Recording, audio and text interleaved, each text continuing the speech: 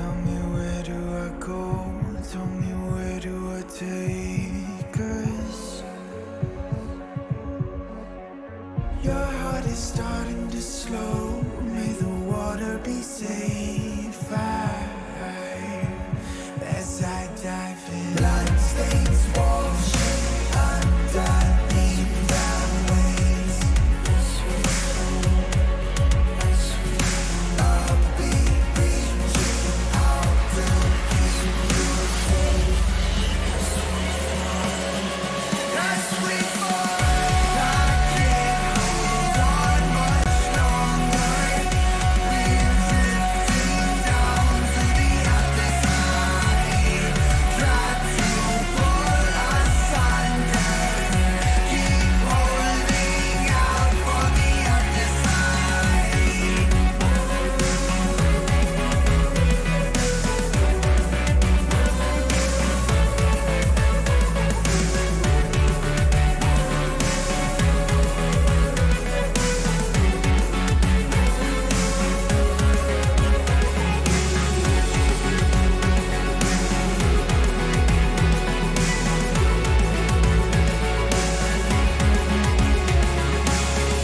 Tell me where do I go?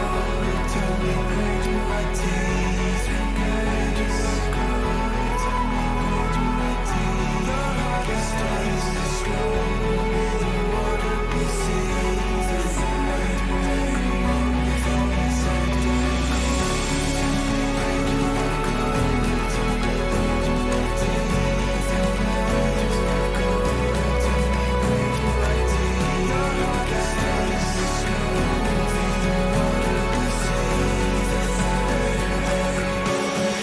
As we fall, I can't hold on much longer. We're drifting down to the other side. Try to pull us under. Keep holding out for the other side.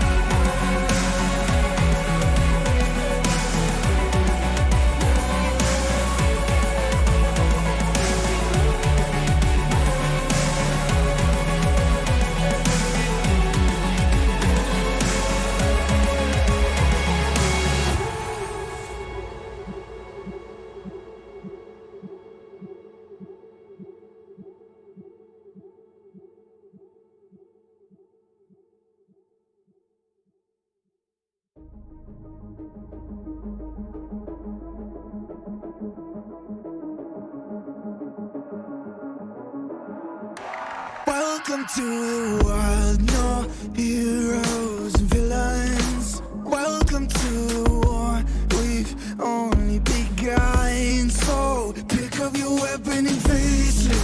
There's blood on the ground, go and take it. You get one shot to make it out alive. So higher and higher you chase it.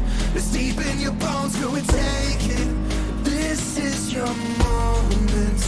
Now is your time, so prove yourself and rise, rise. Make them remember you. Rise, push through heaven. Rise, rise. They will remember you. Rise. Welcome to the climb up, reach for the summit. Visions brave, the one falls, steadily the end. So higher and higher you chase it. It's deep in your blood, go and take it. This is your moment. Take to the skies, go.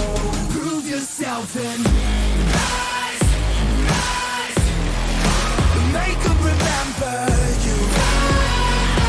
Rise, push through heaven. Rise, rise. They will remember you.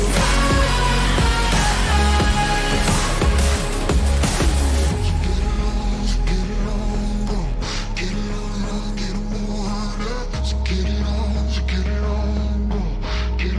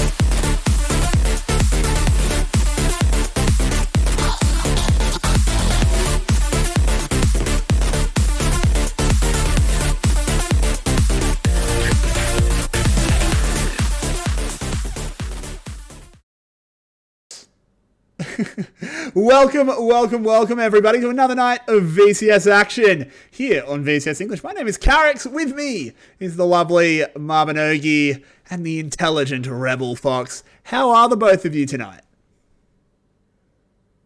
It's been a very long day. I've had a lot on my plate, but get to unwind and just relax, watch some VCS, and then scream at the stupidity that I see on my screen. Yeah, for the first time in a couple of weeks, I won't be up until like 10 in the morning playing Elden Ring. Instead, it'll just be spent actually watching League of Legends, which is like it is the only place that I would do that in place of Elden Ring because it's the only place with more action than that place. So that's kind of nice.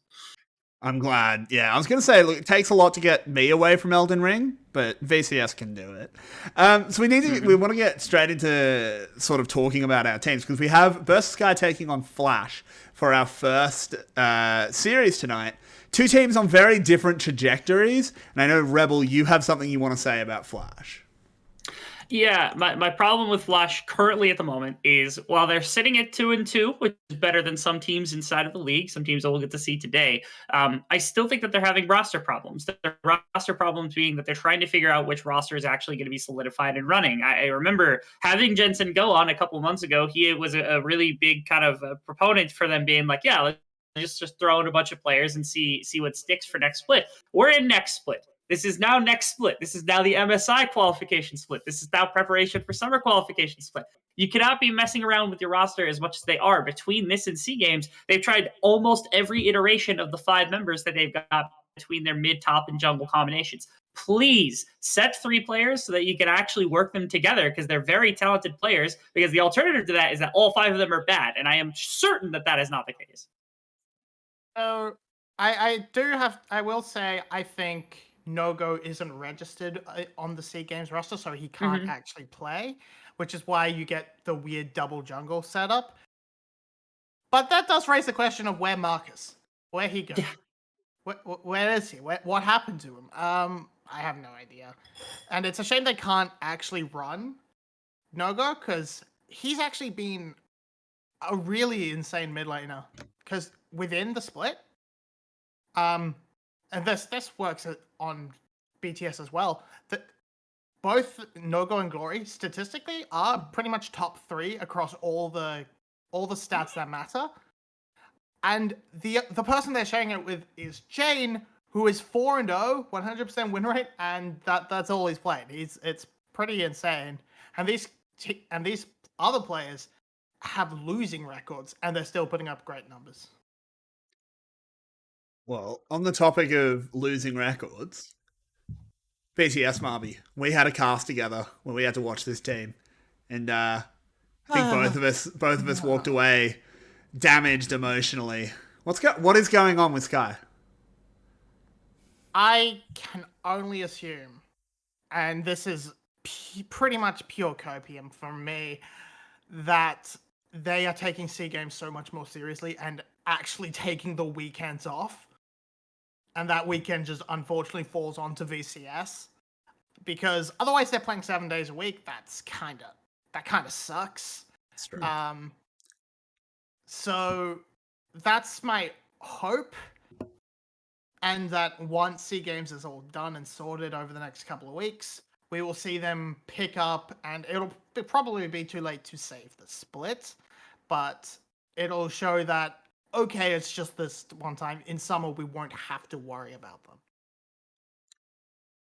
Yeah, I think, yeah, I mean, I think you're right. Maybe it is a little, yeah, fair enough, huffing the copium, but some of the things we were saying looked worse than Plat solo queue, so I don't know.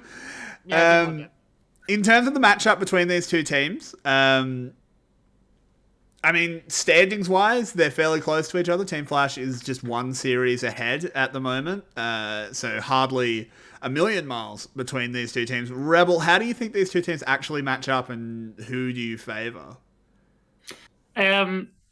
walking into today, I think Burst the Sky needs to make a shift, mostly because their strength of schedule hasn't been great. They played Cerberus, but they still have Saigon and they have GAM on the schedule in front of them, and those are two of the three teams that obviously look just better than everybody at the moment, or at least a step above every other bit of competition at the moment. And so you can't really expect those to be wins. So if you want to end with more than one win on the front half of the split for BTS, then they need to take a victory here against Flash so they can make this really weird, like, 4 or 5 team draw out between multiple teams between 4th and 8th place.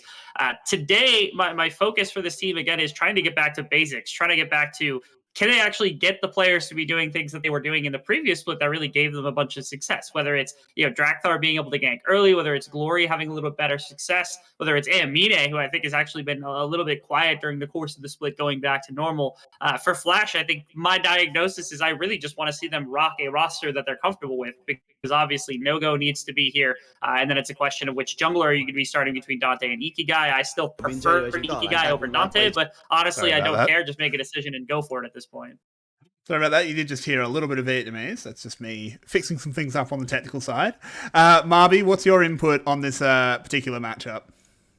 Yeah, I think realistically, if we assume that Yoshino is going to settle himself into the top lane, that's where the big pressure point is going to be, and the problem for BTS, because Yoshino has actually been pretty impressive on his return. It hasn't been enough to translate into too many wins. Just that one series against what's their face? Oh, against Luxury. Yeah, just that one series. But Ryuk, on the other hand, is the worst top laner in the league by far. From a stats perspective, I think only really losing out to Simon, which he's played one game. Yeah. We are heading into draft, so let's get ourselves over there. I'm excited for this one. It should be a fairly close series, even if it's not necessarily the most high level one. Let's get into there. There it is. The bans are in. It's Tom, Viego, Syndra removed by Flash, and it's Thresh, Gwen, and Zeri taken away by Sky. Yeah, knocking out the Gwen, it makes a lot of sense, because the only really strong answers into that I've seen so far have been things like the Jason the Cannon, and I have very little faith in Ryuk to pull those out and be super effective on those. Jinx first pick, fairly standard, and if the response is going to be a Rise and a jungle, that's solid, but I think it shows a bit too much too early when Aphelios shows nothing and is as a free pick.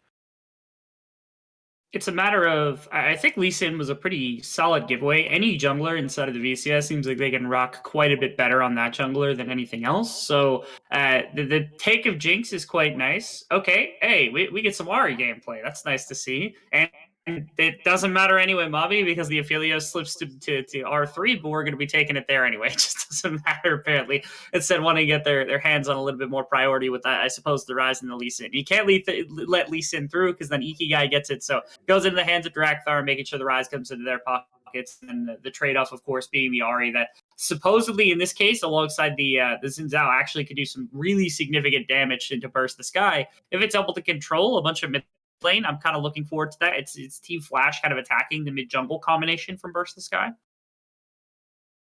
And sort of looking to remove a couple of what I would say are sort of blind pick carries. We're taking away the Jace. I would imagine the Graves it would be another to follow, unless you have some sort of confidence in Ryuk's Tryndamere and taking that matchup. But if you take those away, it sort of pushes Yoshino into a bit more of a dangerous pick, or onto a more facilitator role, which should free up that top lane a little bit more. So I like the ban strategy coming up from Burst the Sky here. And Flash hitting the supports and the Shen. So, is it a... Shen's interesting.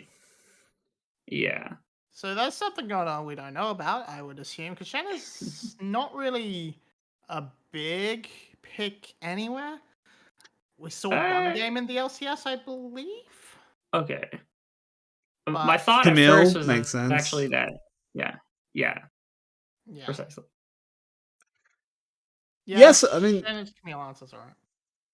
yeah, I mean, I think Camille kind of wins every matchup, but that's just Camille. They're hovering the Gnar for Yoshino. Yoshino back in the top lane as well. Good to see. I like this permutation of the Flash roster. This is the one I hope they do stick with, which is something you alluded to, Rebel. They need to round it out with a support. Interesting to B5 a support in this meta, but it's just how things have shaken out. What do you think of Flash's comp, Marby?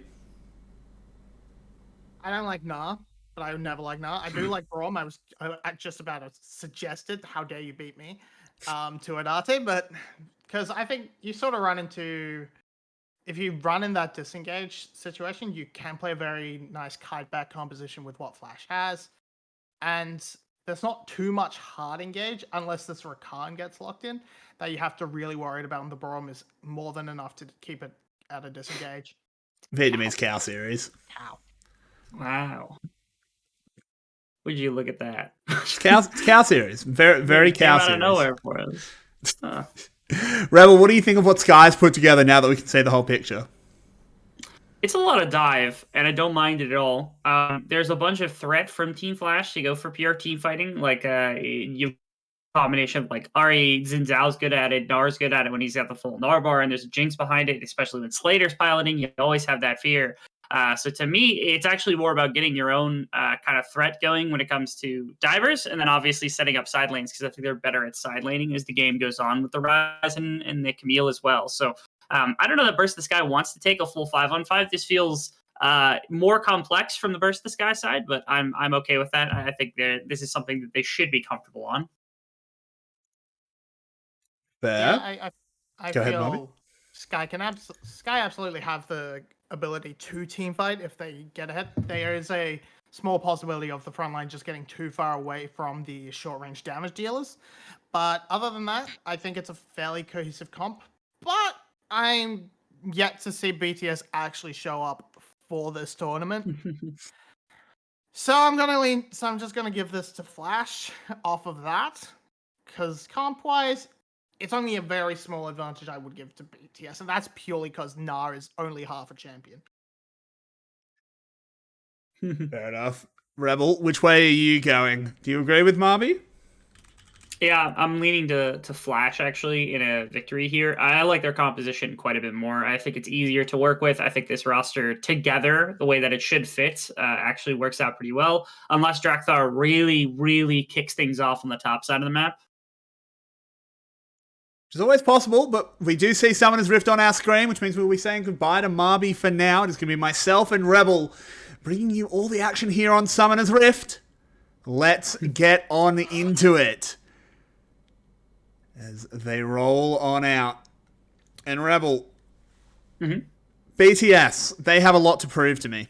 I was a very, very disappointed father in the last one. This composition they put together, Glory's on his rise. Yeah. Are they just setting me up for heartbreak? I think slightly. Again, this is such an active necessity composition from Sky. It has to show, I think, a few more notches in the belt than what we had actually seen in a couple of the last weeks from Sky, because we've been a little disappointed with our previous third placers performances over the last couple of weeks. And this would be a massive step up. If they could perform well on a composition like this, it turns quite a bit of a corner in their ability to actually do some of the things we were hoping they would do in the previous split. This is a composition that, like Sky from last split, would be able to fight on consistently, be able to generate their own advantages on. This split, there's a lot more nuance, I suppose, that usually would be missing. So I feel as though you're going to end up disappointed, unfortunately, today. Look, honestly, my big thing for Sky is I don't necessarily need to see them getting wins. I just need to see them playing as a team. That's what really let me down. It hasn't been compositional stuff. It's just been really shocking communication. So if they pick up on that, I think Sky fans can at least take something away from this one. But also, this man in the mid lane for Flash is someone to really keep an eye on. Him coming in surprised us when we first saw No-Go, but he's been great so far. Go's been fantastic for the team. Again, slowly they've been unraveling these new rookies that seem to be extremely good. Last split, it was Marcus that really did a bunch of kind of the initial shock damage where we're like, hey, we actually found a rookie that's going to work in this roster, because I think they had 3-4 debut in the previous splits. Then you come into this split, and then Ikigai showed up at C Games, and we're like, who is this guy? And he turned into a pretty solid jungler. Not an amazing jungler yet, but definitely getting closer to what is like a middle of the pack to higher tier jungler. And you throw that together with a new rookie mid laner who's actually been quite a bit of a kind of an amazing player for this roster. That's been something they've been able to build on. And all of a sudden, the Flash rosters come together. I know we talked about it a couple times now, where this is the iteration of the roster we wanted to see. I think I even pitched this before they started this roster back in week number 2, and I'm really happy it's where they've decided to land. I just hope that they get more reps together as a team, because I think they could be a legitimate contender this split in the right circumstances. I do completely agree. So far, things are just unfolding nice and quietly. Both junglers went top to bottom, so we might actually have a clash at this first Scuttle Crab. Both teams are pinging it. Should see. Yeah, Flash get it. Ikigai was there a lot earlier. Plus, he had bot lane priority, so Drak'Thar's just got to slink away to the top side. But in the end, it's a 1-for-1 Scuttle trade. This is a very, very quiet, even early game. Yeah, it's a start where this is, to me, always in benefit of the team that's going to be superior at team fighting, which, again, at least on paper, to me, actually Team Flash. I'm okay with this. Again, Xin Zhao isn't the most active all the time. I don't think that's a byproduct of a number of things. Drak'Thar is, however, more active here. Yoshino with a well-timed leap. Not the best idea to gank as he had the full Narbar, but it was sort of just a gank of convenience. They don't use anything, so they get away just fine. Ryuk choosing to forego the Ignite. What do you think of the flash on the Camille? Yeah, it's especially for a matchup up against a Gnar, when you're in a ranged matchup, that feels like something that you can punish a lot more with an Ignite than you can with a Flash, unless you're really looking to gank it, right? That was a situation where, again, if Ryuk had Flash, almost certainly would have had to burn the Flash, even in Mega Gnar, because the bar was slowly running out there, and I was kind of expecting that from Ryuk. So if you're going to take that Summoner, that's how you have to use it, is aggressively to kick off the lane a lot better. Drak'Thar, did he get it back? No, he actually just has been waiting here. They get a mini Gnar gank off, potentially. This is sort of bold. Ryuk's not in a very good position to start this unless he really baits Yoshino, which he does. Moving forward, they've got the hook shot, they've got the stun, and that's going to be first blood picked up. They played with fire, but it's Yoshino that got burned.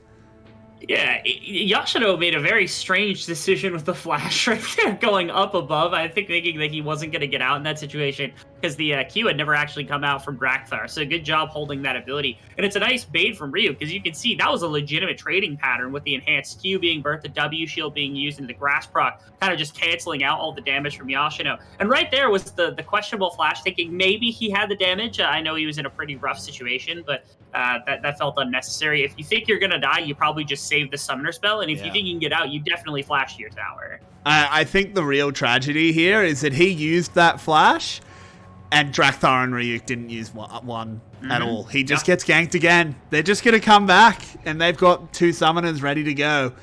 I'm a little bit worried for Yoshino now, and I do want to see Drak'Thar returning to that lane, punishing it again.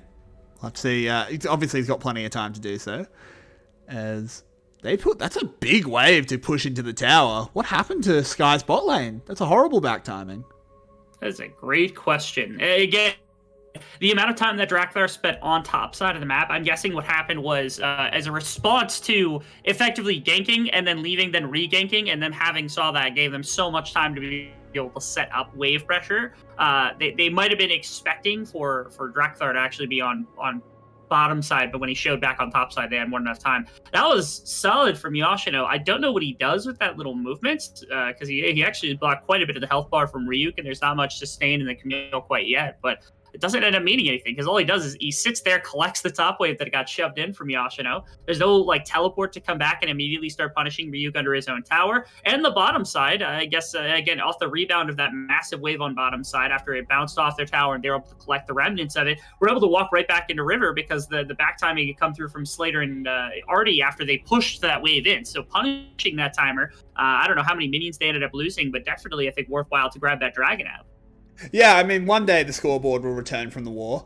Oh, flashing forward from Arnie, but Almine with a good answer. The chompers never landed. Very good play. That's a reason why you could take the Braum in a matchup like this.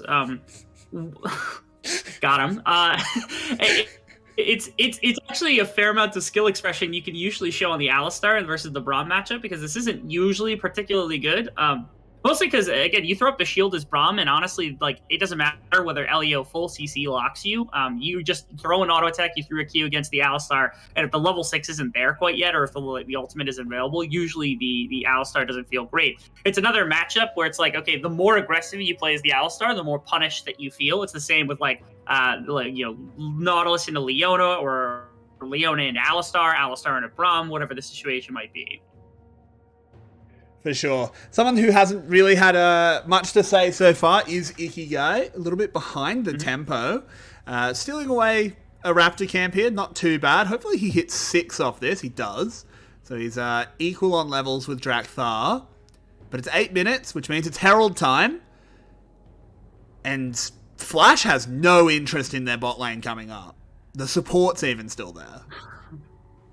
Yeah, only just now is the movement coming through from Artie. And actually, Elio, for a moment there, was heading back to bottom side, which I think was a mistake because there was no play coming through. It was a thought process, I guess, of Elio trying to read whether or not Sky or Flash was going to commit the bottom side play into Aamine, but now, given that they've stayed for such a long time, just gets to deploy back through mid lane. And it's not competition for the Rift Herald. It's just a push being kind of laid out here. And they're going to go down and immediately support the push from Aamine. There's no way to actually get back now. Jinx is going to be down there, so Slater can catch quite a bit, but there's 3 members of Sky coming in for a red buff steal to compete against Artie and Slater to make sure they are really comfortable. They could grab a couple of plates for just the Aphelios and just immediately back off, and the response has to come through now from Ikigai to make this Rift Herald even more beneficial. Yeah, and I really want to shout out Elio and Drakthar as they played that there, but there is an engage, so we'll have to come back to it. As Aamine does get set on fire, stun onto Elio, but he has the Ali ult running. Ikigai and No-Go are coming, but there's no way they get here in time. Team Flash just kind of caught out of sorts there, and what I wanted to point out is I really want to give credit to Drakthar and Elio, because that looked bad for Sky at first. It looked like they weren't going to get the push in bot lane, and they weren't going to get the Herald. That's the normal trade, right? If you don't bring your ADC up, he gets a couple tower plates. Didn't look like it was going to happen. But then they cut them off in the jungle. Once again, there's a fight. RD taking a lot of damage as Drakthar goes forward, gives him the boot, takes him down. But now it's a Jinx fired up. But through the realm comes Glory to trade on back. There's a charm landing in onto Aamine. But Ikigai's way too low to continue the fight. And Sky gets away with a 2-for-1. Very nicely played from Sky. It came, again, all of this kind of comes off the back of the timer that was around that Rift Herald. They knew that they weren't going to be able to shift fast enough for it, so they were able to fix their mid wave, which prevented the initial drop of Rift Herald in the mid lane for Ikigai, where if they spend too much time there, then what happens is Sky just shifts into bottom lane, gets all those plates into Aphelios, and you're not feeling good about the trade there. And then, of course, the response to bottom lane comes in. Ikigai kind of hovers the area because this is another place they could drop it, but Drakthar has already been here for a good amount of time. Yes, they end up trading one back. Nice ultimate, though, from Glory, who's had a lot of control over the mid wave. First movement coming in from the Realm Warp, and that means that, again, the punishment comes faster from Sky. They're doing a very good job playing around this mid and jungle combination. The push has been there from Glory, and Drakthar has been the far more active of the two junglers at the beginning of the game. Yeah, overall, Ikigai has been sort of caught sleeping quite a few times. He's on the Xin Zhao. It's not like this is a farming jungler that really wants to play it slow. Xin Zhao, very, very powerful early. So the fact that he's been largely invisible is not great. It's actually the trait about Ikigai that I think is the worst, which is really weird because oftentimes, VCS junglers have the opposite problem where they're way too aggressive and they do too much, or they're constantly hands checking, like Drakthar was like 2 years ago, something like that. But Ikigai is actually one of the first ones we've had that's almost too passive at times. It doesn't really accomplish all that much, and he's not willing to take a bunch of those hands checks or kind of force into the right situation. I think it's to his detriment a lot of time, where it makes it look like he's not accomplishing anything, even though he's just trying to play more to what the map needs. Which is, again, it makes him look quiet. This is a game where that's a massive example where there have been opportunities, I think, to strike. With this Rift Herald, you got to get something done as well. But again, I would rather a jungler who's willing to take more opportunistic decisions than just like going in and running down people and inting all the time. That's kind of nice. So. That's true. It is good to see some variety in the VCS rather than just only watching the 100-meter sprint. Artie, once again, moving forward, but it's lovely Alistair play there by Elio. Slater tagged up. They throw out the Moonlight Vigil onto all three. So Almine is now fired up. They're falling like leaves as Ikigai has to back off, and Sky are 4 kills ahead. They're really trying to force into the bottom lane here. It's not shocking because, again, you want Slater on a positive foot. You want to shut down Amine. These two compositions are kind of built on the back of these ADCs coming through, and only just now Rift Herald actually gets dropped down in top side, which is not what they wanted, but they ran out of time on it. 2 forces in a row to the bottom side of the map that ends up costing not only 2 plays the bottom tower, but also the Rift Herald play. It's so much gold that could have been swung into the favor of Flash with just a little bit more decision-making and decisiveness when it comes to where they wanted to put that down. I mean, Rebel, let's be frank. Sky is 3.5... Rebel, I'm Frank. Sky is 3,500 gold ahead as they've brought 3 up to the top side. If they're going to deny this tower, aren't they? Yoshino moving forward. No, they can't deny it. And they're actually going to get a kill. Ooh, Sky overcommit to stopping the Herald. And now Flash reinforce. The charm doesn't hit, but the rest of the spells do. Drakthar on the run, tagged up by Artie. He is quick enough to get away.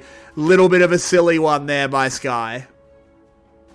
It's actually, what's really crazy, it hasn't been the first jungle movement that's really made the decision in this game. It's actually been the counter movement from the other jungler that's really made the decision. The first one was, of course, Rift Herald for Drakthar. That was the biggest one. The second one was the coverage of bottom side. That was able to get them 2 kills. The third coverage of bottom side, and this is the fourth, where finally Team Flash are able to find their strike, and it's because Sky try to greet everything. They jump multiple players up the top side, and they say, okay, we need to deny the Rift Herald, because if we do that, and we get our bot lane up here, they don't pull top tower, they don't have anything on bottom tower, they're not getting anything anywhere. But Flash understands this. They throw all their members, everything in the kitchen sink all together into top side, and it denies this. It gets multiple kills. They get the tower anyway, and it's the gold that they needed in this game to slightly jump themselves back. I don't know who makes that call, but I can appreciate that both No-Go was able to get out quick enough, and then Ikigai was able to show up as well, just to make sure that the play went very smoothly before the rest of the reinforcements came.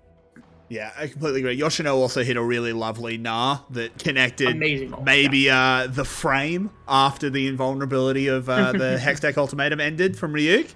Second Herald on the map has been started up. Drakthar doesn't want to let it go without a fight. Gets tagged by the Glacial Fish. It has to burn his flash. A little bit of a silly move there. Elio's going to pay for his jungler's sins as he gets sent to the slaughterhouse.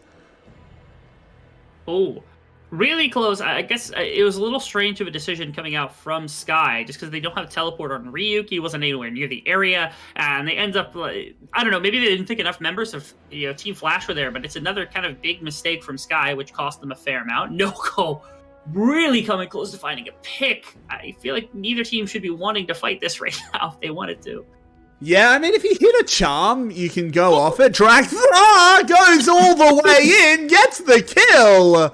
But he's immediately traded back. There is a lot of CC onto the Jinx. Goes down to the Aphelios. Now it's all about Sky. Oh, tell a lie. It's all about Yoshino. As this big boy is linking up with No-Go, the charm lands and they clear them out. It's such a shocking take of a fight coming out from Sky, because they're down a member to kick things off, and especially when it's one of your frontliners. That's such a huge decision. There were a couple of massive hero plays during the course of that fight that kind of shifted it one way, next way, back the other way, that I thought really going to make a massive decision here. First off, No-Go trying to bait with a couple of different charms here actually almost hits Amine twice. The biggest thing I think is, of course, this chip damage that's going down into multiple members. Look at this. Look at the health bar of Ikigai, Artie, and also Slater after this massive Gravitum ultimate coming through from Amine. This is where BTS is like, okay, we can take a fight, but Drakthar goes too far. I don't think he's able to find enough. Oh, Glory got stunned. With another massive ultimate, yeah. That was huge. Wow, what a fight. Mm-hmm. It's really incredible. Quintessential VCS, though. What was that over? What was the fight for? Nothing. I suppose that Team Sky was attempting to defend against the Rift Herald drop, which they did do successfully. We can at least give them props that mid tower didn't drop in the process. They just had to trade back and forth with their hands. But outside of that, it does give more gold back into the pocket, especially of the Ahri, which I don't think is beneficial.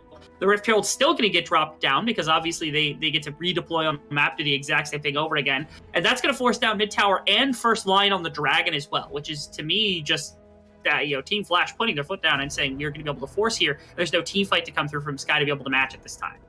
They get the TP out of Glory as well. There was some real fear of losing the inner tower. No-Go moves forward, gets the tag onto Elio. He goes extremely low as there's the follow-up. Nah goes in, picks up a kill. Drakthar taking a lot as well, gets hit with a boulder. Glory's been reduced to dust. And it looked a little shaky in the early game, but Flash is back in control. Now, from this point, I will say that Team Flash has far fewer tools to be able to force this kind of play out, because Sky needs to cluster together to deny the Rift Herald, because you saw right there, Team Flash puts everything they have together in one place and then tries to shift back to the Dragon. And Sky needed 4 members. They actually needed all 5 here just to make sure that the team fight doesn't come through. Elio finds it okay, like headbutt pulverized, but it doesn't matter. The grand scheme of things is that this is not the way Sky want to be playing a game like this. So you want to have Glory on one side, you want to have Ryuk on the other side, and you want to have your remaining 3 members together because they've got the disengage. What is happening with Ryuk here? What were you doing there, Ryuk? All right. I'm not sure what he was doing there. It's no-go. And Drakthar having a brawl. Drakthar only barely not able to pick up the kill there, but he will steal away the blue buff. Yeah, Kid doesn't quite have the ultimate backup, and if that were there, almost certainly would have been the death of no-go altogether. I'm a little lost as to why Ryuk was on the bottom side of the map. The Dragon had just gone through from Flash. Maybe he was like poking around the area, waiting for somebody to kind of haphazardly stick around too long, but that's the best I could come up with. And it really sucks also from because that means that Ryuk is further on a back foot, further not collecting resources. And Yoshino is huge in this game, not just for team fights, but for everything else. Like you said, top side, there's so much going on. Well, so much going on is, no-go got executed. There was no counterplaying that one. Really well done there by Drakthar and Elio, just putting him in the bounce house. Yeah, leading into Glory now, I suppose, it's just that Glory is one of the better options alongside the Aphelios for you to be able to team fight with. And that seems like Sky's intention is that they want to take more team fighting, which, again, to me is a little bit strange because they draft 2 solid side laning mid and jungle combination, only to then immediately, completely give up on that fact because you don't worry about it. You just let the Ryze side lane for the majority of the game. Ryuk is so far down from Yoshino as well. It's kind of painful to have to side lane right now if you're the Camille into the Gnar. Which isn't usually the case. Usually after like first item or so, all of a sudden the Camille is perfectly fine taking the Gnar matchup because if you press a good ultimate into his ultimate, the fight is just won and there's nothing there for the Gnar to be able to accomplish, and you have so much pressure when it comes to split pushing, but Ryuk just isn't into that place. Now Glory is in that place, being at level 14, 2 levels above no-go, has all the wave clear in the world. What? All right, we're still tussling, I suppose, in the river. Good job from Ikigai and Ahri actually getting a bit of the jump on the Rift Herald scuttle because Sky had reinforcements coming, at least, so them being able to jump the timer for Drakthar to snag that one away, being able to grab it themselves, does shut down the Baron at least a little bit. I think it's very funny. I think they could have killed Drakthar there. I think Drakthar did go a little bit too deep. But I feel like Flash read that as like, oh, well, his team is obviously just right behind him. There's no way he does that if they haven't even passed Baron yet. But Drakthar did, in fact. So in the end, nothing really ventured, nothing really gained. And we're dead even on gold, Rebel. Yeah, I was about to say, this is an incredibly close game for where we're sitting right now. And again, I favor Team Flash because obviously, for a number of reasons, not only is it the gold, but also Yoshino has just been incredible inside of these fights on the Gnar pick, kind of looking like old school Yoshino.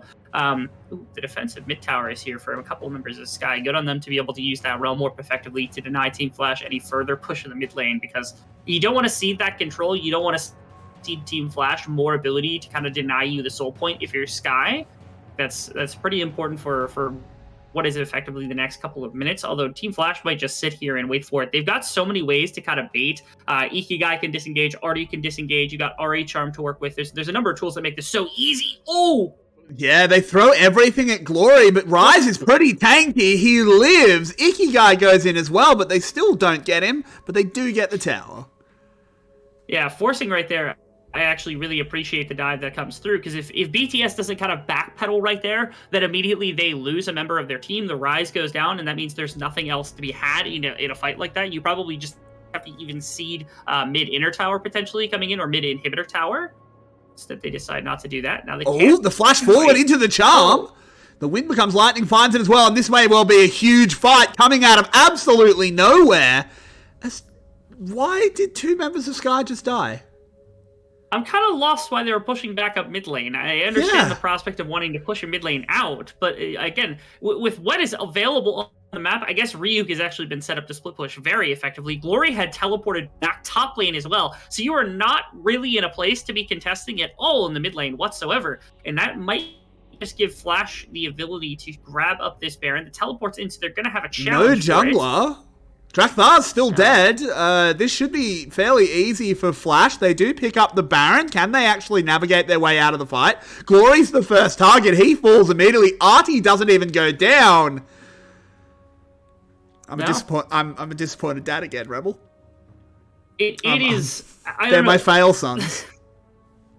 It is a tragic situation for Sky, because they were looking pretty solid to start this game off. They had the right idea in a number of places, but again, it's just like these little, they seem almost like brain fart moments. Yeah, this is one where it's okay, like you either have to force immediately into the pits, or you have to back off and just give this one away, right? You can't play for the fights unless Aamine is in a really great place to just full carry. He never even uses the Midnight Vigil until right there. You've got multiple clustered in the pit. Why are we not dropping Infernum Ultimate before the Baron is down to 4,000 health? That seems like it would have been the logical way to kick off a fight like that, because then you still have the rest of Infernum and you've got Glory for multi-target damage. And yet Sky ends up walking out of that situation where it looked like they were playing for the fight after the Baron, but that gave so much time to Team Flash that they were able to themselves set up a fight that ended up yielding 3 additional kills on top of the Baron going over to them. Rebel, I'm upset. I'm disappointed. Yeah. The early game was so promising. I thought Sky was back, and then the Discord server crashed again. The comms are gone. It's true.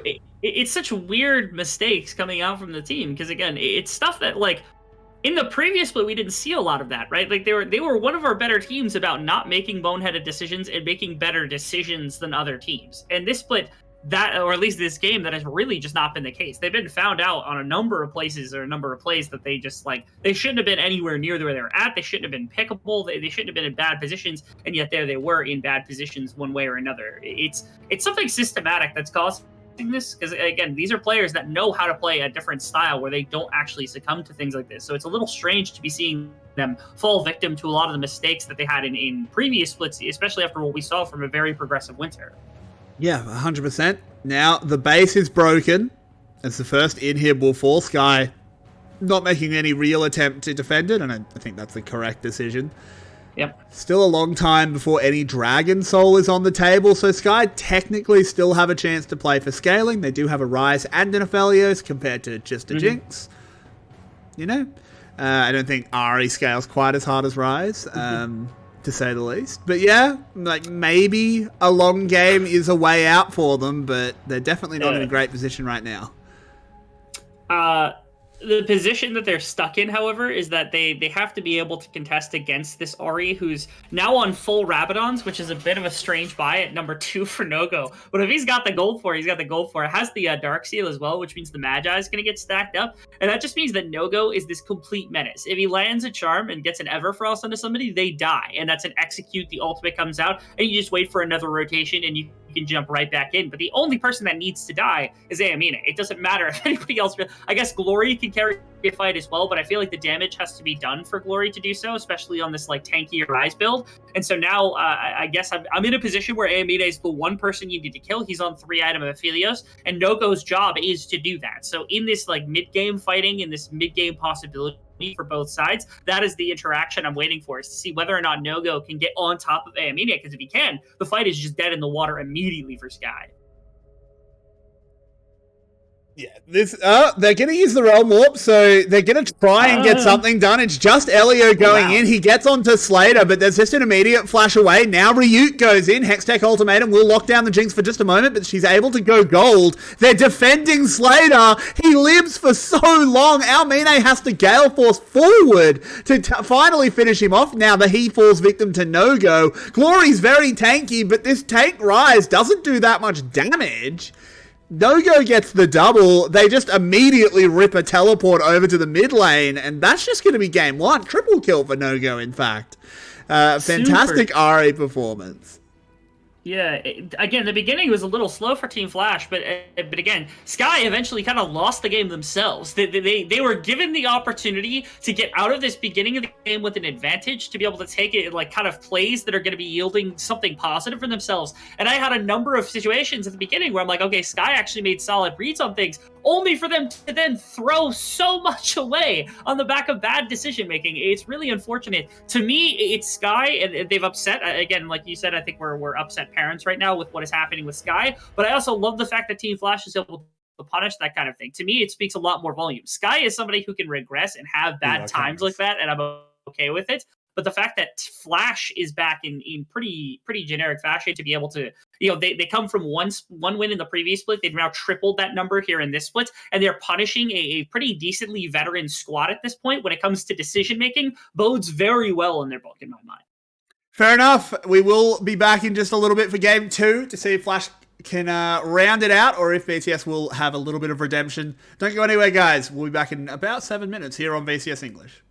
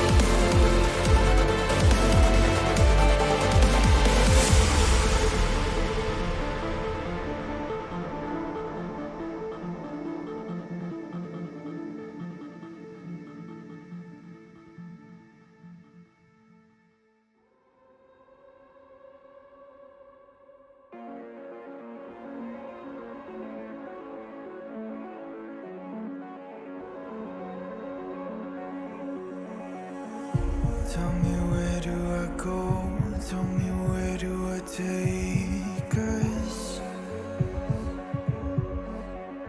Your heart is starting to slow. May the water be safe as I dive in. Bloodstains washing underneath the waves. A beat reaching out to keep you safe. As we fall, I can't hold on much longer. We're drifting down to the other side. Try to pull us under. Keep holding out for the other side.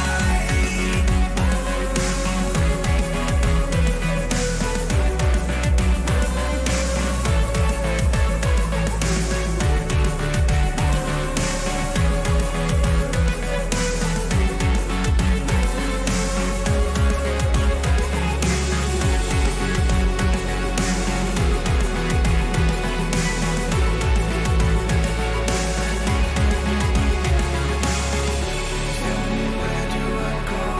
Tell me where do I take? Where do I go? Welcome back, everybody, to the VCS English Analyst Desk. It was a pretty solid performance out of Flash and a really shocking one out of BTS that leaves Flash 1-0 up. We bring Marby back in. What did you think of game one? I now know how my mother feels about me. I do. I build up expectations, and then they all just come crashing down because I make a stupid mistake. And Jesus, it you all okay? falls You need to apart. talk. No, I'm not okay. I have to watch BTS again. No. It was great. It's a good early game. Really, really nice out the gates, but just overreach after overreach, pulled it down. Not being able to actually utilize a Camille split lane pressure is just disastrous. Ryuk just isn't up to the task. Malphite duty from here on out. I'm sorry. And from there, I would like a bit more, decisiveness. That Baron call was huge misstep. But if you walk in, immediately drop an Infernomold into the clumped up 5 people in the pit, there's even a chance you steal that Baron off of just how much damage that ultimate does in the burst. It's not a huge chance, but there's a chance. Plus, you've done so much damage to the enemies. There's a chance Glory can clean it up. But as it is, they just walked in and went, "Hey, fellas," and they all died. They all died. It was bad. We are heading into the draft, though, so we'll head over there, and then we'll get some more thoughts. As picks are coming in pretty thick and fast here. Gwen secured for Sky. Doesn't get through the draft very often. Or through the bans, I should say. See, now this is a champion that Ryu needs to pilot, because I think you could put the majority of the world on that champion against any top laner at the professional level and probably get out unscathed as long as you're not just, like, gone. So, perhaps a bit of hyperbole, but Ryu probably will do a lot better on this champion than something like the Camille, where he's forced to actually participate in the game. Fellas, guys, Ryze isn't that good. You don't need to pick him first. Rotation. It's a flex. It's a flex and a deny from Glory. I don't hate it. It's not even a huge flex. I would much rather just grab a Jace now, because even if you flex away the Gwen, there's not too much that really punishes the Jace too much. And if you do get the Gwen matchup, you can crush that. So I would much prefer to Jace Jinx or Jace skip ahead 2 picks in the draft. As we see in Hecarim locked in for Drakthar, completely eschewing the Lee Sin. Yeah, just opting for no Lee Sin. Both junglers seem to just be giving that one up. No interest in the Blind Monk. Should get banned away, but yeah, I mean, I like the Hecarim pick. I think Hecarim's incredibly strong at the moment. Rebel, what do you think so far?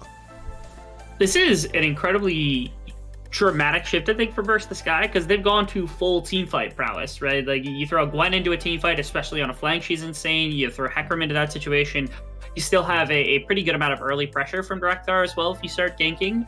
And I thought last game, Amelia had some really solid plays as the Aphelios, even though there were opportunities missed. The Aphelios was actually doing good damage inside of fights, so I don't disrespect this from Burst the Sky. They do have to wrap it together with, I think, a little bit better ways to deal with what is the range now from the Jinx and the Jace, because that's immediate damage. I don't think Braum is a bad idea for Elio in this game, actually, as opposed to something else. And you still have to deal with like Rise, so there's still good team fighting from Flash. There's nothing wrong with their team fight quite yet, but it is a particularly team so far, so both teams could definitely use a what is a tank support. That is a bold prediction in the VCS, but it's not.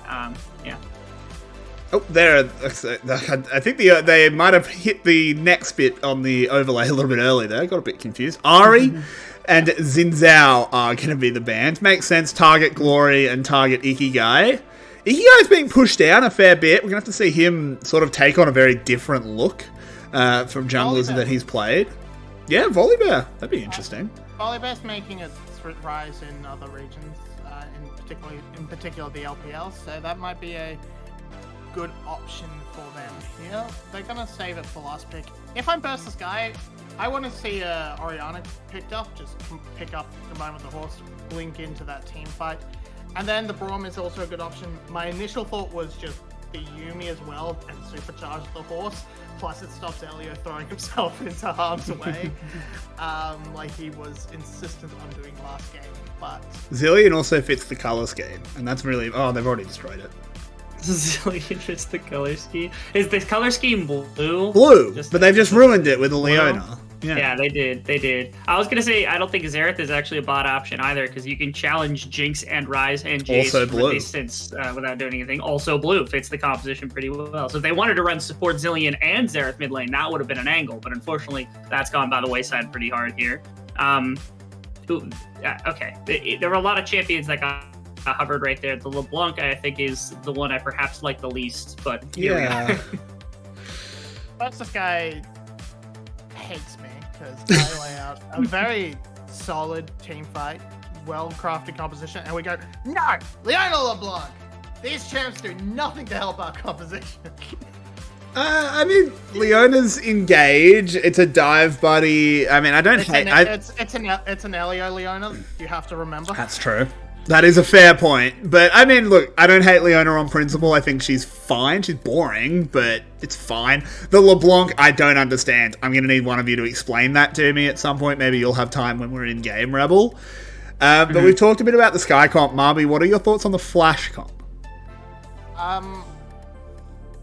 It's fine. They've got fairly strong. They've got a very strong early game coming up from that top side, and it transitions fairly comfortably into the mid game with Jinx and Rise, and will continue to get fairly strong. I'm a little bit disappointed over the J4 R5. It feels like a really lackluster pick especially into what Burst the Sky has, when pretty much everyone except Armini can just leave the Cataclysm.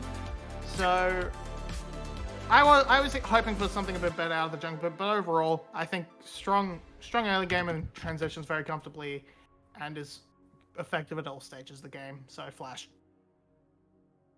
Fair enough. Rebel, what are your thoughts? Who are you leaning towards for this game?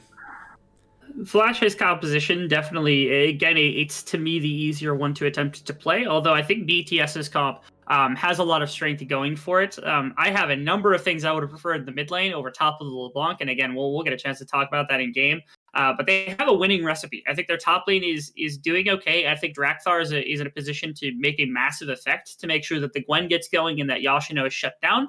And on the other side of the map, I don't think the Aphelios Leona is that bad into the Jinx and the Nautilus. The pushing power is there, but obviously, again, if Drakthar decides to get early and active, or if they can break Glory out of lane to help affect the bottom side, all of a sudden, I think their composition ends up being the one with more power in the 5-on-5 if the Yashino is removed from the equation. So to me, it's again tracking where Drakthar is going to be early. I'm actually leaning towards Flash once again, although I think BTS has a lot better chance in this one. Fair enough. We will again be saying goodbye to Marby. Talking to her again after this game, don't worry. But it's just going to be, again, myself and the illustrious Rebel Fox to bring you all of the action that this here VCS can offer. As Team Flash look to close out the series, get themselves even more wins on the board, potentially make that playoffs run.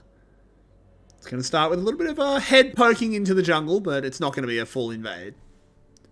You know what blue champion they should have put into the composition on the side of Sky? Because I was memeing a little bit with Azereth because it was like a blue champion. I'm like, okay, you got poke. You know what champion actually should have been in this comp? Lissandra. Do tell. Lissandra would have gone ridiculously into this comp. Think about it. You put so much pressure into Yashido's positioning, Slayer's positioning. It's great into Rise early because it's one of the few mages that can match the wave clear at the beginning of the game. You throw that in with the rest of the team fight. You got later game magic scaling with Gwen. It makes so much sense for them to not be able to pick it up because nobody decides to flex the mid lane like at all here, which is unfortunate.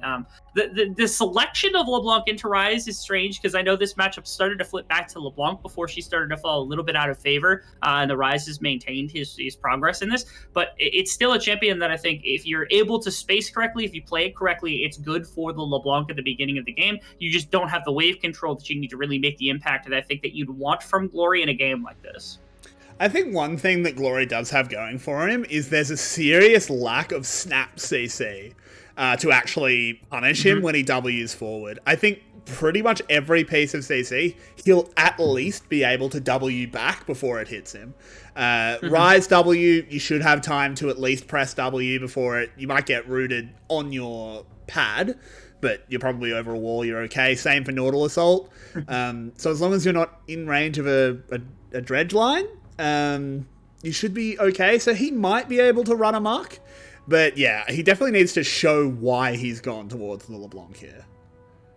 One of the big options also in a game like this is that because you got a ton of single target damage on a LeBlanc, you have threat against individual members, which usually gets kind of bogarted towards one of the better carries. Usually it's the AD carry, but oftentimes it can fall to jungle, mid, whoever it is. In this particular game, the best option in my mind is actually no-go, despite some of the tankier build. I'm going to save this point for a little bit of time because Ikigai appears to have found Drakthar.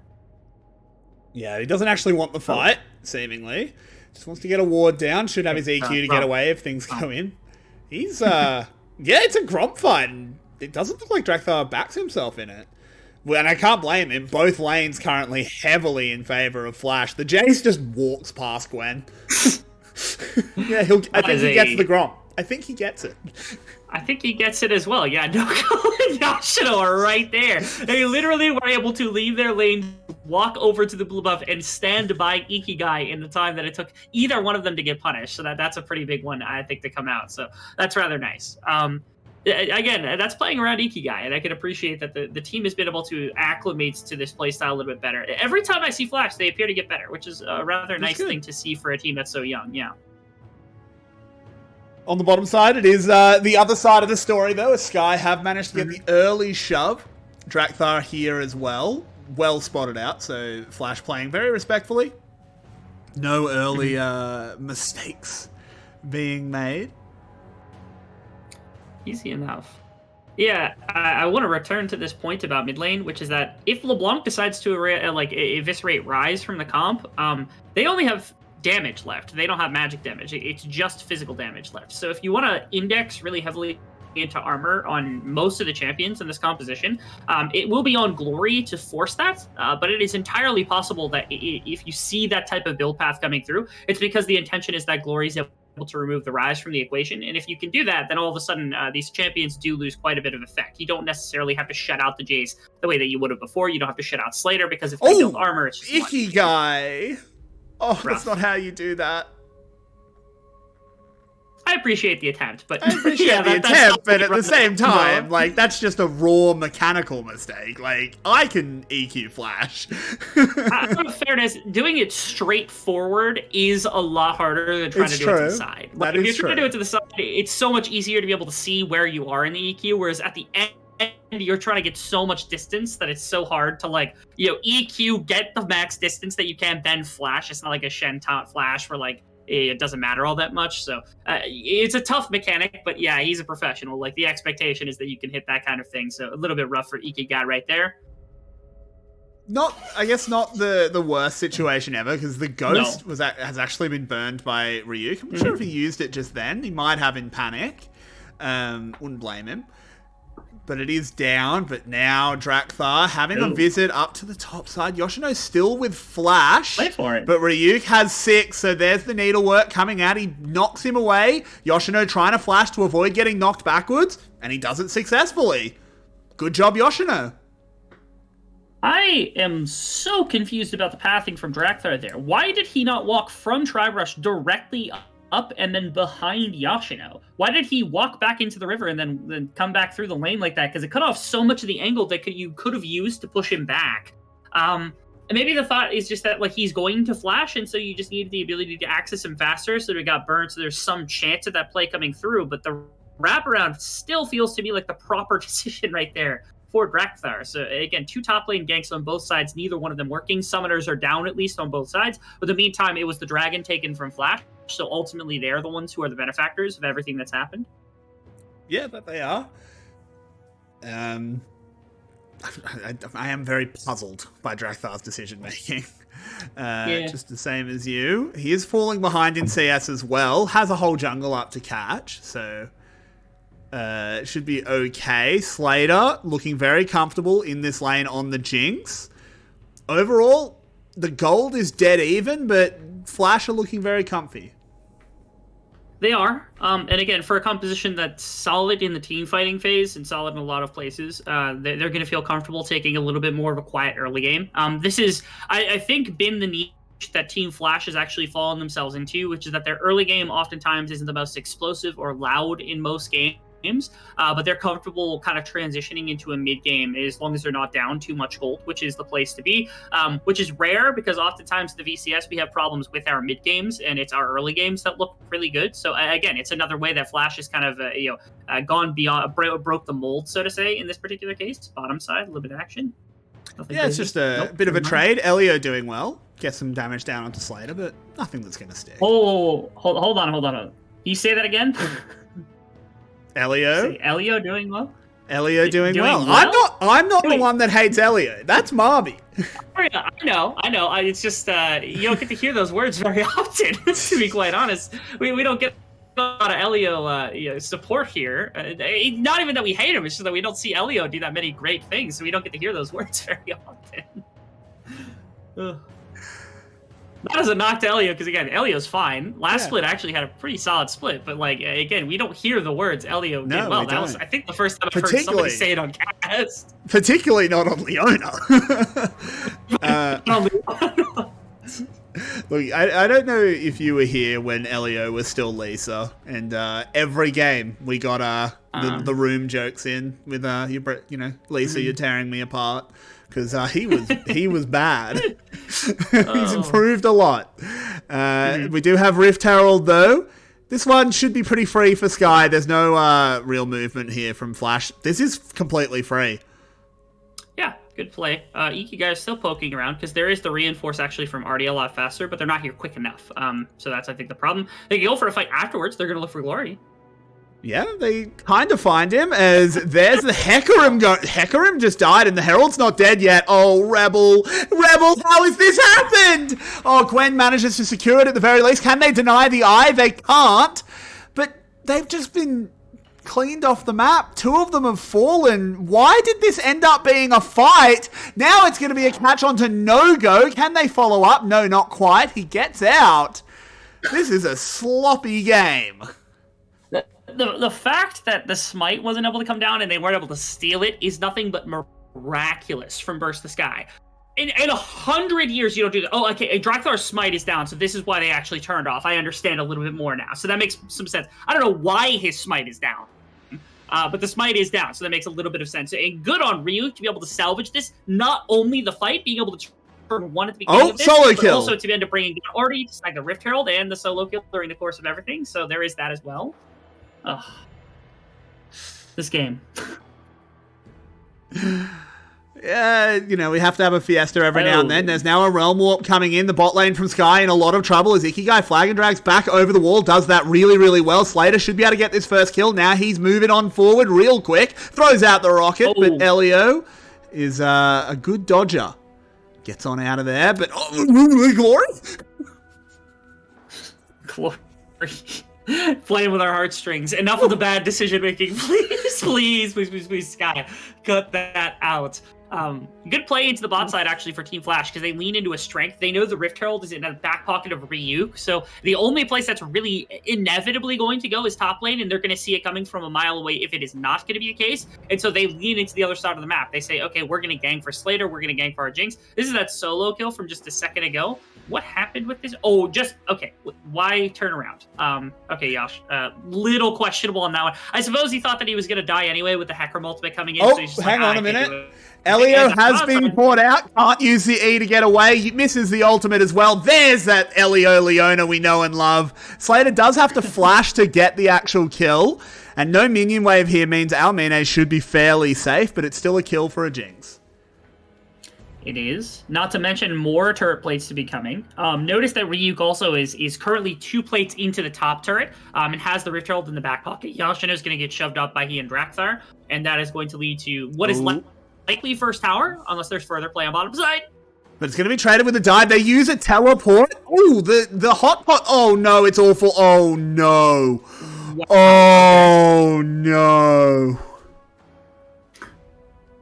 I really love the move from Flash because I think it's the right move to make on the map. They just didn't Rift execute Herald's it. coming to the top side. Yeah, they couldn't make it work. It was Glory's teleport that kind of cost them. And yes, Nogo's able to shove in mid wave, but that doesn't really get you all that much. I suppose your timer looks better for the dragon that's coming up here because you've got resets from the deaths that have come through. So there is that you can kind of hang your hat on if you want to, but that's about all you can say about the situation for Burst the Sky. As they go for EME, I want to see how they mess this up. There's the trap line. They trap him against the tower. Needs to press R. Press R. Look at Artie. Look at him. You trapped him. Oh, He needed to drop the walls. He needed to drop the walls to let Artie out. In the meantime, Nogo's been let out into the Spirit Realm as 3 collapsed on him and took him down. There we go. This is Burst the Sky actually looking like they're punishing the right positions. This is a game where Ryuk actually has quite a bit of gold in the back pocket. That's kind of rare to say as well. So some rarities popping up in a game like this. Like you said, yeah, that bottom side dive, that to me was a lot of misplay coming through from Ikigai. I don't know if the Iki was down. I think he had used it to get over the wall in order to get in range for the Cataclysm in the first place. And I know you wanted to start that off with the Jarvan as opposed to maybe the Nautilus, just because the Nautilus is not super tanky. You need to land CC for him to have the Aftershock in the back pocket, but again, it feels weird. The trade-off, the dragon does go to Sky, which again is interesting to me. I think it's because Ikigai got stuck catching the bottom wave and had to wait on his back for a little bit too long. Oh, Slater! Good cleanse though, gets him away from a very late Leona ult there from Elio. So no follow-up comes in. It's just going to be the cleanse burned.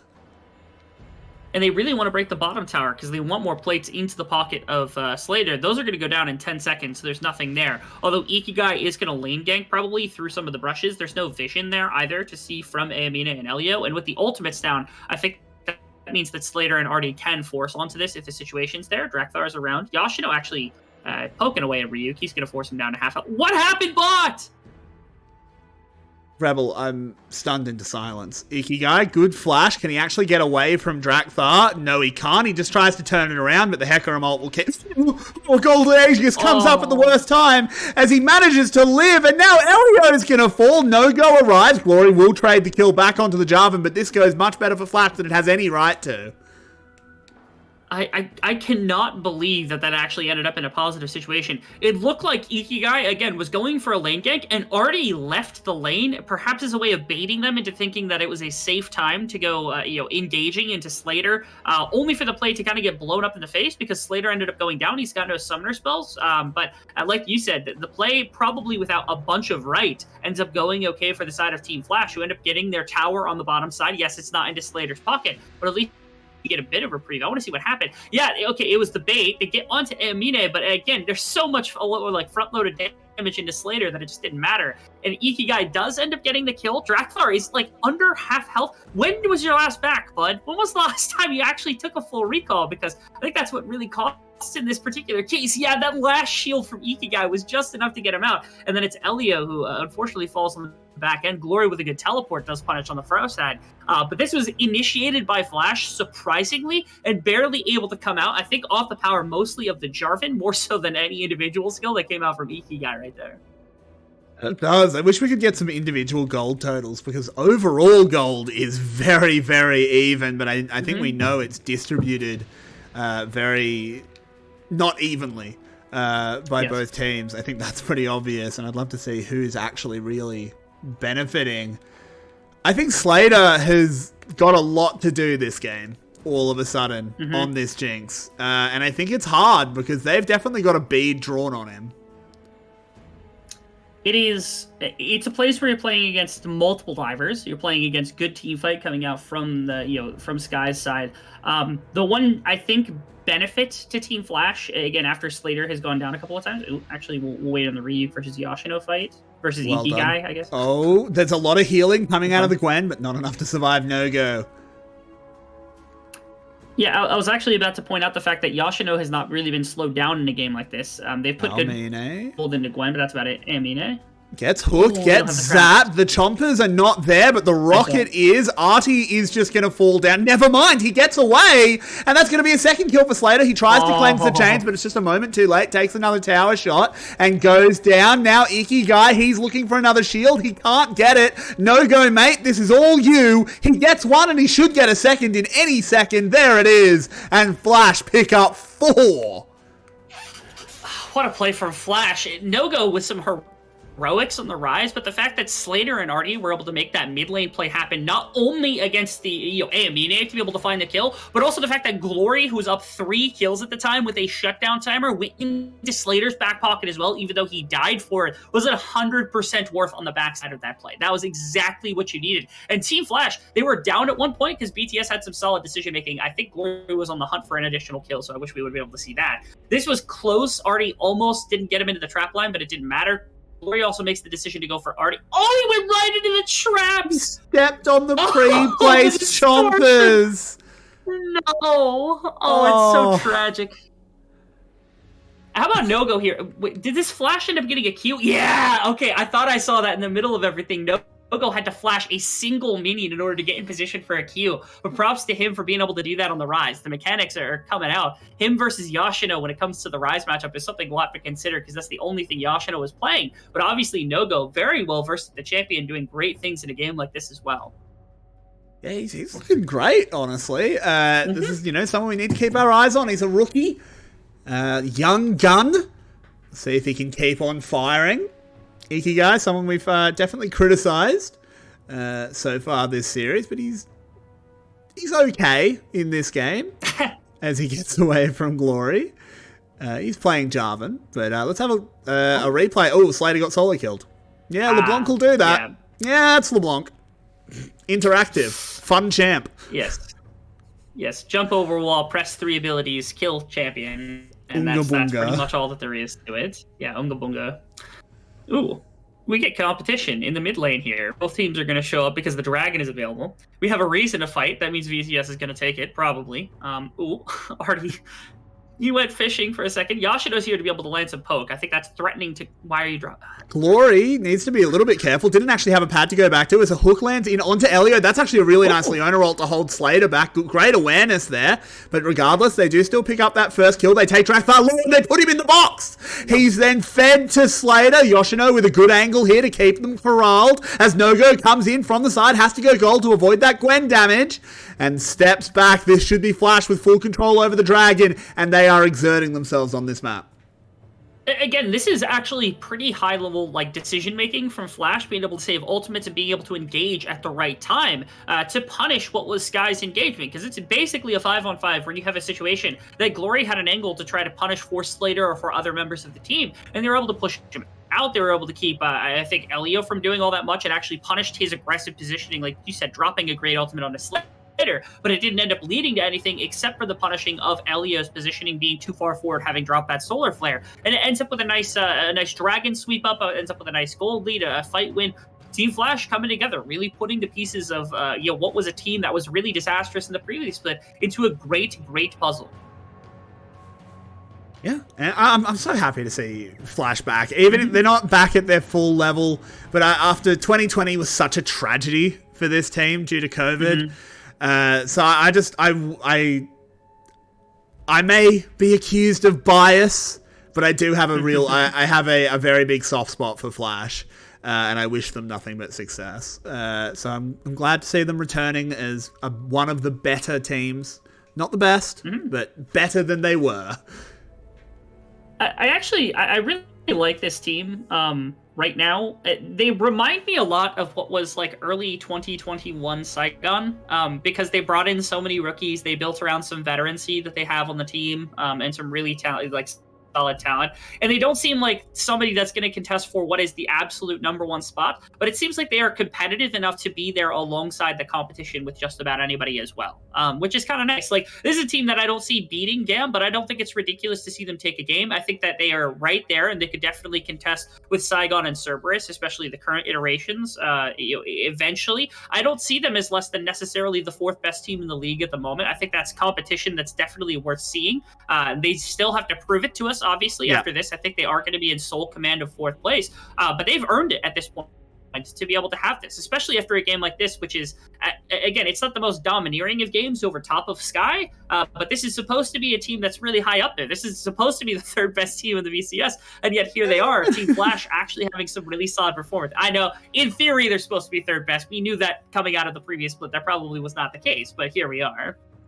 I mean, there's a little bit of winter split wasn't real going on with how teams are looking compared to that. No-Go, channeling the Realm Warp. Glory is out of dashes for now. No, never mind. He's had another one locked and loaded. Didn't even bother using it.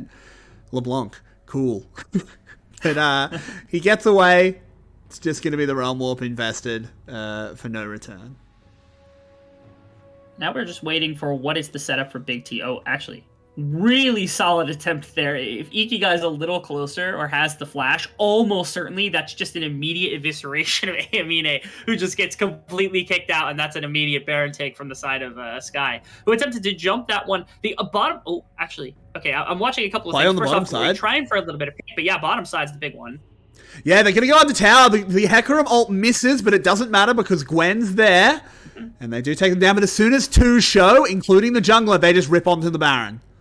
Yeah, immediately half health, and that means that Draktar's got to cover a lot of distance with no ultimate. To be He's able to quick, continue though. a hit like this. He is.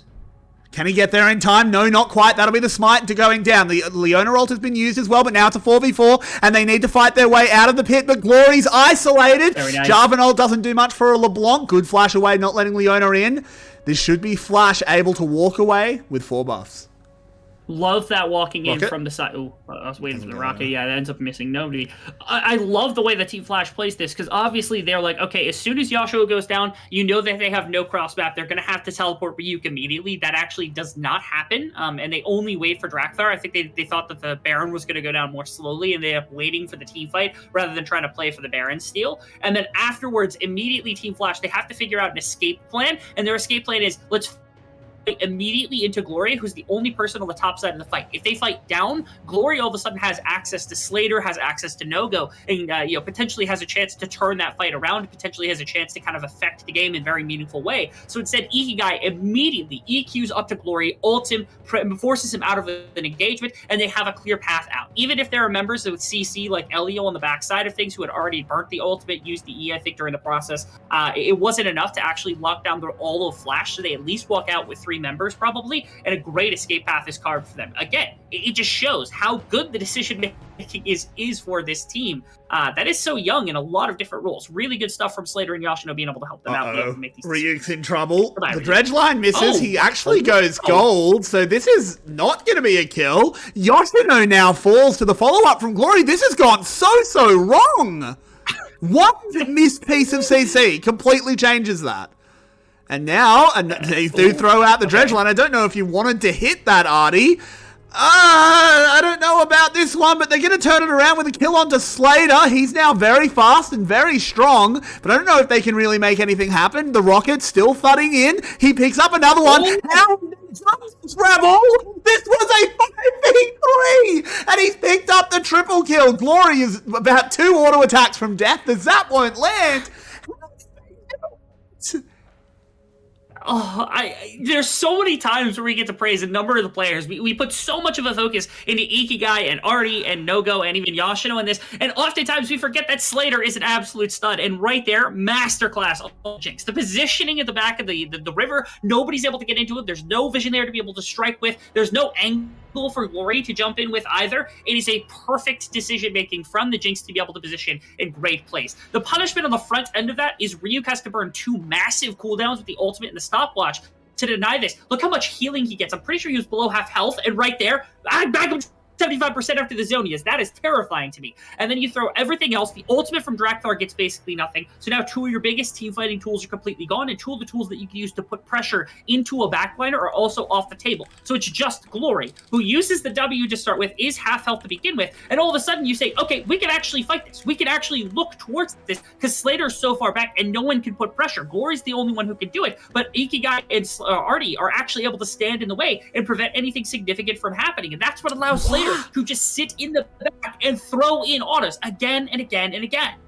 I feel like the fact that fight ends with Almine with flash up. I think maybe there was a few flash opportunities, but in the end, it wasn't his fault necessarily. It was just Slater having a great one. Wow. And Flash is in full control. They've got the 3 dragons under their back pocket. They've got 3.5 minutes before the soul point comes up, and it's a mountain soul, which makes it so much harder to put pressure on a Slater. Here we go, Artie helping out. Yep, Artie goes down pretty easily. Slater eats a lot of Gwen damage as well, but now the rest of Team Flash has arrived. Jarvanolt's already been used, and here's Drakthar. They've got nothing to lock him down, so one team throws, Team Flash catches, but when you've got the ball, Rebel, you've got to throw it straight back. Of course. And even worse is like the gold all goes into the wrong members, right? Amine picks up 3 kills. Ryuk picks up kills. It is the worst timeline, actually, for the side of Team Flash, where we've been praising their team fighting, praising their decision-making, and right there, they push too far up. They end up coming into bottom side with a Realm Warp from Nogo, and it's just the worst decision they could make. Yet another time where, this time, all the flanking tools are available for the side of Sky. That means the Team Flash is completely kicked out of this situation without the ability to have Slater carry them out of a fight like that once again. And it's off the back of pushing for that bottom tower. They just step too far up. They try to put a little bit more siege in than they're capable of doing. I think they've been exerting themselves in too many places on the map. I kind of want to see them condensing. I have a question, Rebel. In this replay, sure, go ahead. What is Ikigai doing? He ults Elio and no one else. Yeah, I suppose it's an attempted disengage. But again, if they're trying to disengage, then why are we ulting in with no-go for any reason other than just additional coverage? It's a little strange to me, yeah. Not sure what's going on here. No replay again. Yeah, okay, right here. Yeah, why are we doing this? It's the ultimate that had come out actually from Artie that pushes back Sky in the first place because they can't continue on to Slater, right? So then turning around, the ultimate from Nogo bringing into multiple members, the ultimate from Ikigai like jumping back in. I don't know what that call is. I don't know who made the call to actually turn for a fight like that, but they could have walked out of that situation. They could have left right there and not had any problems. And I think that Sky was perfectly fine with that. And it wasn't until they overexert themselves that it was actually like them punishing the side of Team Flash, which is so weird to me because Team Flash, again, they've made such good decisions over the course of this game. So to see, again, a very boneheaded mistake turn the gold lead very significantly back in the favor of Sky, especially giving that much over to Amine, really disastrous. Yeah, I'm very worried about, like, the gold is actually very close in total, but there's something we were talking about earlier, it's about the distribution. And Ryuk and Almine are so scary now. 3-item Aphelios. And finally, they actually put the Aphelios in the Jarvanult. But it just doesn't matter because now everyone else can come in. There's nothing to stop the Hecarim one-shotting the Jinx in the backline. Slater gets back up. Doesn't matter because Ryuk cuts them down. Ikigai, you need to get your head checked because you need to be ulting the horse. Situation, it's a disastrous fight to begin with because again Nogo is actually not around either to really make any sort of support. There's the ultimate was burnt, but I don't know when it was actually used, and he's gonna die as well. Yoshino's in trouble. Maybe Yoshino can turn this? I don't think he can. He's on Glory. Yeah, no, he does have enough damage, so he actually gets this. He should get the second kill as well, so Yoshino's actually being a hero. But they're just gonna go for the end. Yeah, I don't think they can end. They're gonna get the inhibitor because Nogo and Yoshino are still available, so yeah, it was massive for Yoshino to be able to accomplish that. Even if they stall him longer, they could probably go 3v1 up against Nogo with the members that they had and not have a problem. But instead, Sky now just get to peel back. They get to go for the Baron buff. You gotta love the double TP. Unfortunately, there are members actually respawning from Team Flash a lot faster than what they are on Sky. Almine hard chunked. What did you just do, Ryuk? Props. Oh, really heavily. Did he had to block that, Nogo. You had to block it. Yeah, that's a tough one right there. I don't know if it was a range disparity. Maybe Nogo thought that he could dodge or it was going to be too far, but that does stop something. The biggest thing, though, of course, Drakthar's still alive. Ryuk is not alive, so it is top laners that are down on both sides, but everyone is redeploying towards the Dragon now. We don't care about the Baron. The minions in the base do quite a bit. This is Soul, and it's going to get taken. There's no contestation for it. So that's a big little bit of gold, or at least stats, back into the pocket of Team Flash that wasn't available seconds ago. They do have to send someone, but actually no, it's only one super minion, so the towers can actually handle that, since both are up. So they don't have to send anyone back. Baron immediately started. They're on a ward. They swept very late, so this is just going to be another fight. Realm Warp gets No-Go into position. Sky have to back off. I can't see Baron's health right now. It's at about half. So Flash was still plenty of time to find their way in, but Yoshino's not here. That's so much damage. Yeah, they've got more than enough damage to continue. They're not going to, though. I feel like this was a position that they could have done that. Oh, Slater. Slater has to burn the Flash, and now Ryuk is coming on in. There's a good shield. It's going to be Drakthyr locking him down, taking him out. So now Flash, they need to find a way back. Yoshino has some big carry pants to put on, but I don't think he can find them as No-Go's had to go gold. He's in the middle of the enemy team, and the base is open. Sky, I don't think there was any winners in this game, but Sky's going to be destroying a Nexus. Yeah, they are. It's a situation where, like, Team Flash, they had so many opportunities at the beginning of the game, so to throw away a lead like this when it comes to, like, getting gold back over, Guy, again, man, the Jarvan is not the move. All of the Chiefs have decreed it. That is not the place for you to be. It is... Again, Team Flash had control of this game. They threw it all the way on that bottom side fight, and then they threw it again. It was poor decisions on fighting in the later stages, kind of overreaching on the power that they had in a number of situations. Great use of multiple dive tools also coming through, though, from the side of Sky. Again, their team fight is so much easier to execute in the late stages when you've got gold, because you could put pressure onto the carry that came through from Flash. So I could give them props for at least being able to execute on that. Drakthyr, especially in that game, the number of times in those late game fights where, like, Slater wasn't allowed to step anywhere because he was just on top of him like, butter on bread. It was kind of insane. I mean, look, before we go to our break, which we will go to in just a moment, I actually have a psychic link to Drakthyr. So for the last about 20 minutes, I've actually just been hearing his thoughts directly, and it was just kill Jinx, kill Jinx, kill Jinx, kill Jinx, kill Jinx, kill Jinx. He did that every fight. Every single fight, he just ran at Jinx. And at some point, perhaps they could have protected the Jinx, but maybe they'll figure that out next game. We'll find out. Because we are going to go to a break. We've got a game 3 on our hands. Don't go anywhere. VCS English. We'll be back in just a few minutes.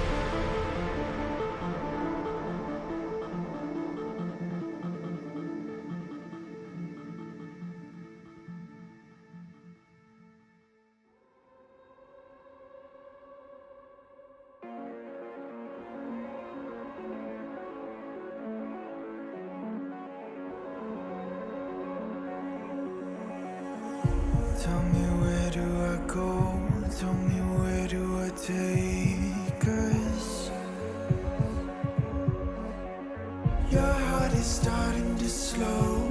May the water be safe. As I dive in, blood stains wash underneath the waves.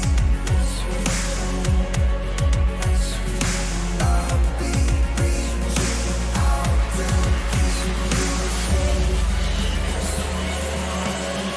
As we fall, I can't hold on much longer. We're drifting down to the other side. Try to pull us under. Keep holding out for the other side.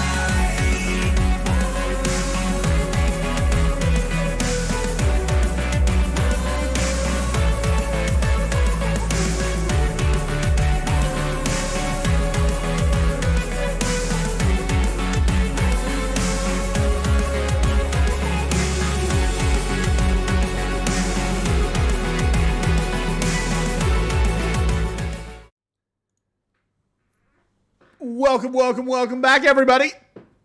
We've got a game 3. It's 1-1. But maybe we've got a game 3 and it's 1-0, because I still don't think anyone won last game.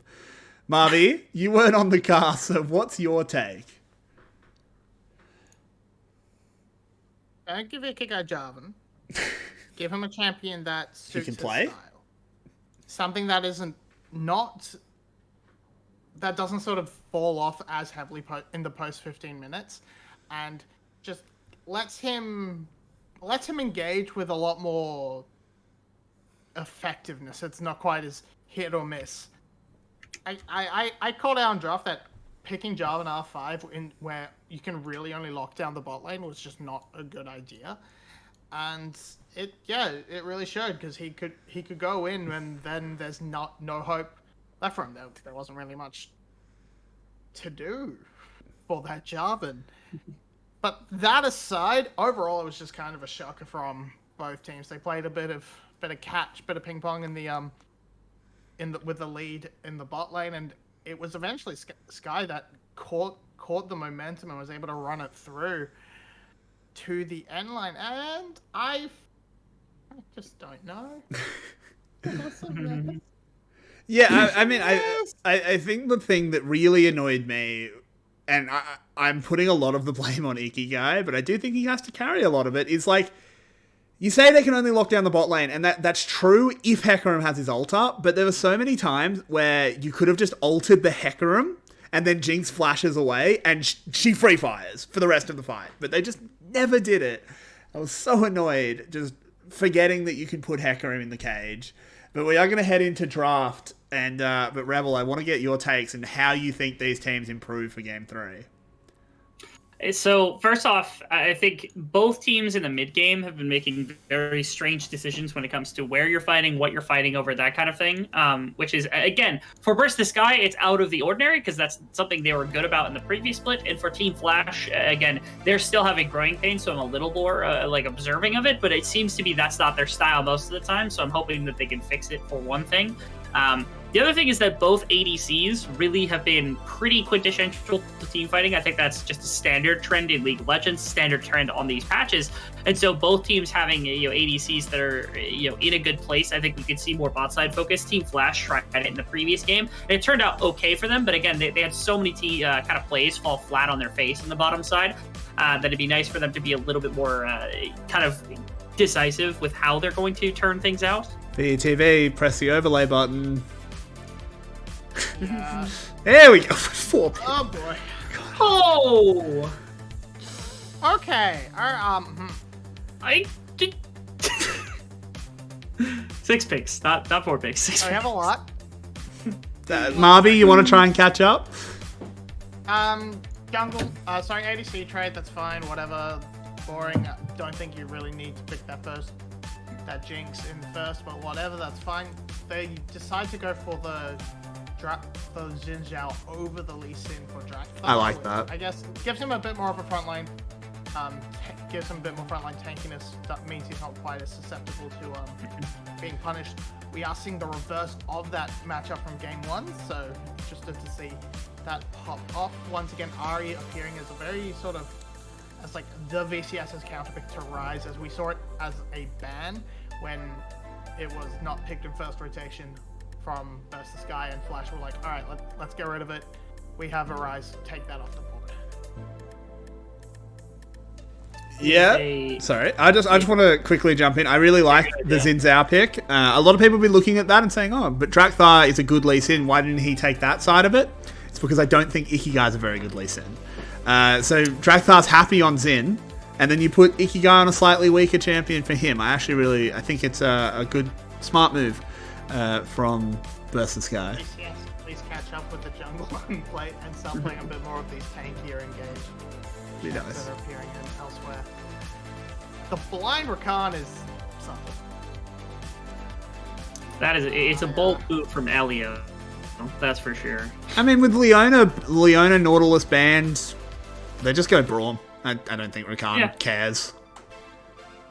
Yeah, Do you care, Rakan? Braum, Where is he? Even Alistair is Alistair is a good way to shut down the Rakan. There's a lot of things that can just completely neuter him, and Braum's not the highest in that list, but he's definitely fine and will do a lot against the Savion orb from the orb from Ari.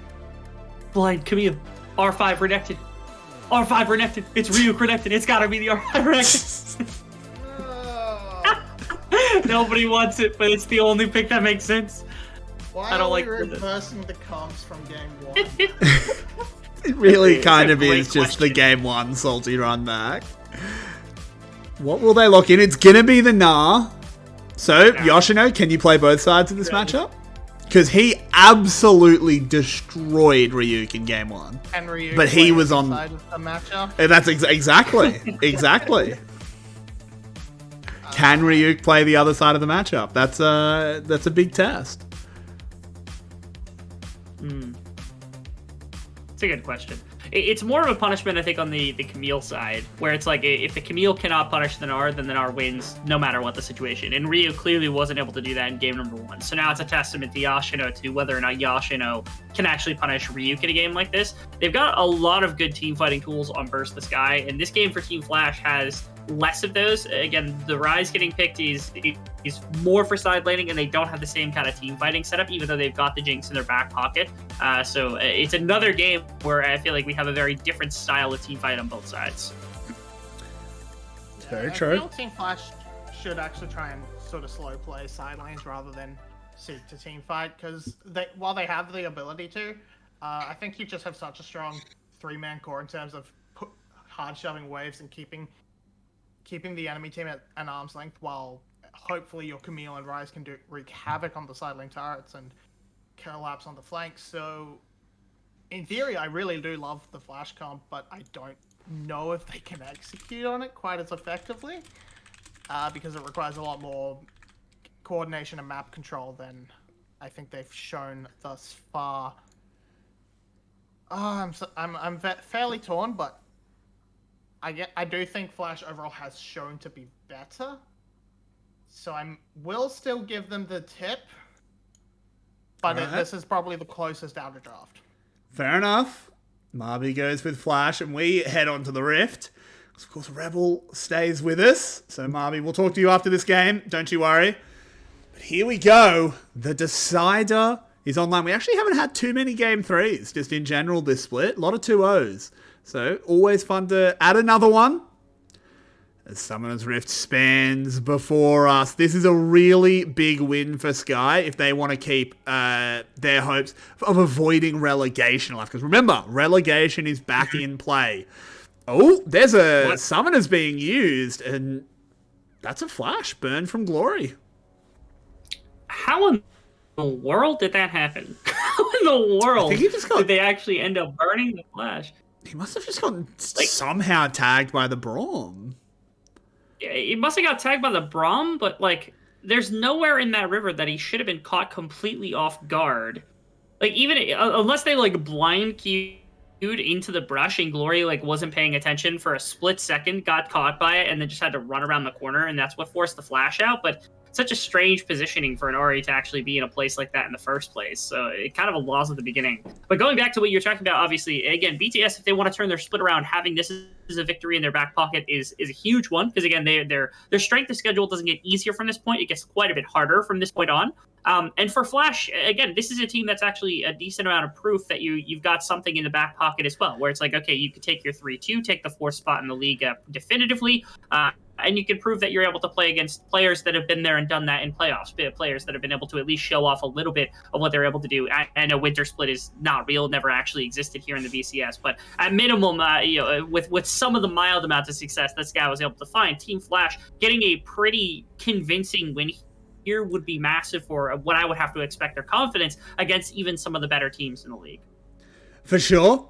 As Jinx, as usual, able to control the wave fairly well, but no interest in really shoving it, seemingly, from Flash. It makes sense. They don't want to get punished, particularly with their jungler pathing towards them, while Xin Zhao will be heading towards the top side, potentially trying to influence this top lane matchup to make sure Ryuk has a better time than game 1. Something to keep an eye on. But so far, early games have not been super exciting in this series. No, they have not. They've been excruciatingly boring, which is very rare for VCS to not have a bunch of action to begin things. We haven't even seen like Rift Herald flips for the most part. We've seen some meandering. Yeah, we've seen like a kill or two, but we haven't gotten our full-on like 5-on-5 round Rift Herald that gives like a 3,000 gold swing at only like 8 minutes into the game or anything like that. Both these teams, again, the first 10 minutes seem to be solidly game planned, right? Like they seem to be in a position where it's like they're making proper decisions. It's just at some point, immediately the IQ switch, I think gets turned down quite a bit. The Rhea stat ends up getting swapped down a little bit, unfortunately. Oh no. Yoshino moving forward, has the Q, he flashes, and that's going to be a solo bolo. Yoshino playing the other side of the matchup. Picks up the kill, and Ryuk, mate, you're not meant to write your own name in the Death Note. Right as Drakthar finishes the clear too. One more camp, or at least a handful more minions off the Krugs, and that would have been an easy coverage from Drakthar, as he would have been able to get up there and help out his top laner after Ryu. It looked like he expanded just a little bit too far, trying to get the level 4, trying to get the minions pushed in a little bit against Yoshino. I want to see what the exact... Yeah, look at him. Look how far up the lane he is. You're doing this against the Camille, man. He loses the flash too, I think, trying to get away from the Q, and it just wasn't enough. Yeah, might need some Yoshas in the chat with that one, because he played that to a very high level. Jungler's trying to make something happen on both sides, but neither of them have found anything so far. But it does look like Flash is interested in a big dive. Elio caught, but there's no follow-up because there's a Gromp in the way of Ikigai. So in the end, they just back off. They're just yoinking the camp. Nothing too crazy. They're playing off the back that like Jinx has the ability to shove in waves right there. Slater hadn't done it, and so Elio got to walk away pretty freely, but had already been there. And more importantly, again, the RE doesn't have a bunch of wave control against the Rise to begin with. It's really tough to get it against that champion. For some reason, I thought that heal just got burnt again. I was like, "There's no way he just healed that, right?" But yeah, it was nice support from the mid and the support position. So they just give up the camp. Ends up being a little bit into the pocket of Ikigai, not super influential. The redeploy from Ikigai actually is going to catch Drakthar on his Raptors. Interesting. We probably won't see a bunch of fighting between these two, most certainly. But Glory in the back pocket means that Ikigai's a little bit worse. He got the smite off on the big Raptor as well. So Drakthar ends up getting out FV-handed and loses a little bit of time just because No-Go's already prepared for what is to move in. Just a bunch of wave control into the favor of Glory as well. You can see how far up this wave is for the RE. Yeah, Drakthar's okay, though. He can go over the wall. He did steal away a few of the little nuglings as well, so he's had a decent meal. So yeah, it's not a bad passage of play really for either team. Good hop there. Ooh, Yoshino may have gone a little bit too far as he gets gnarred into the wall, followed up with the wallop. Now Yoshino's got to try and find a way out. He's getting lower and lower. Gets a bit of a heal, dodges the stun. The boulder toss stops him from turning anything around, but he does live. Yeah, Yoshino actually plays that once again, I think masterfully, just because Yeah, in a position where Yashino needs to dodge a stun, that's great. And the follow-up could have potentially been there from Ryuk, but more importantly, the Narbar was running out. And if Nar happens to run out of Narbar in the midst of that process, Yashino immediately drops the ultimate as soon as the boomerang comes out. The E can't get away from from the Camille, and then she just absolutely blows him to smithereens because the cooldowns are already down and he's in mid-Nar with not that much health. So it's good on Yashino to be able to get out of that situation with relative ease, and Ryuk respecting it as well. Now having his jungler come up for what is a lane gank, making sure that there's no vision here, but that means that if the wave bounces off, which is anticipated, there is possibility, or if Yashino decides to jump in an attempt to make a play against Ryuk, that could also be punished as well. I'm a little upset that full back came through because Yashino ended up getting baited up further into the wave. If they had been patient and waited like 10 seconds, they would have killed Yashino almost certainly right there. I think Drakthar had been a little ways off actually recalling, so kind of needed to get it in. The timing was fairly important, particularly to get a redeploy in time for a Rift Herald, which is up in about 30 seconds. Yeah. But yeah, you are right. Sometimes it's just a few seconds of difference. It happens. Yeah. But Yoshino is looking good. Yeah, being the omnipotent gods that we are, we know that would have been fine, but they probably didn't. And you have to think about dragon coverage on bottom side. You have to think about the Rift Herald that's going to be spawning. They're thinking about all the plays that we aren't thinking about at the moment, so that's the important bit. Like you said, Yoshino playing really well. The 1 kill advantage is nice over top of the Gnar. And again, once you're past the first item, once you're onto Sunderer, all of a sudden the lane, I think, breaks open quite a bit more for the Camille because the threat is there of not only the tower taking, but individual kill. And nothing is really going the way of Sky at the moment, right? Mid lane's up a little bit of farm, that's good. But Glory, I was a little worried right there between the two, but they aren't going to be able to find Glory for anything, and the ultimate is available, so the Ahri is under no threat. You can see both supports poking their way up into mid lane. I want to see them siphon a little bit of experience. If one of them can get level 6, that is a huge boon for the Rift Herald take, but doing it for Ahri. Say whether one of them is close enough. Yeah. Yeah, I'm not sure how close he is, as you said. I don't think he's going to hit 6 off that last minion, so it is going to be... Elio did! Elio hit 6, right. That's huge. Actually really big. This is a big mistake if Team Flash wants to take this fight, and I think Sky knows it.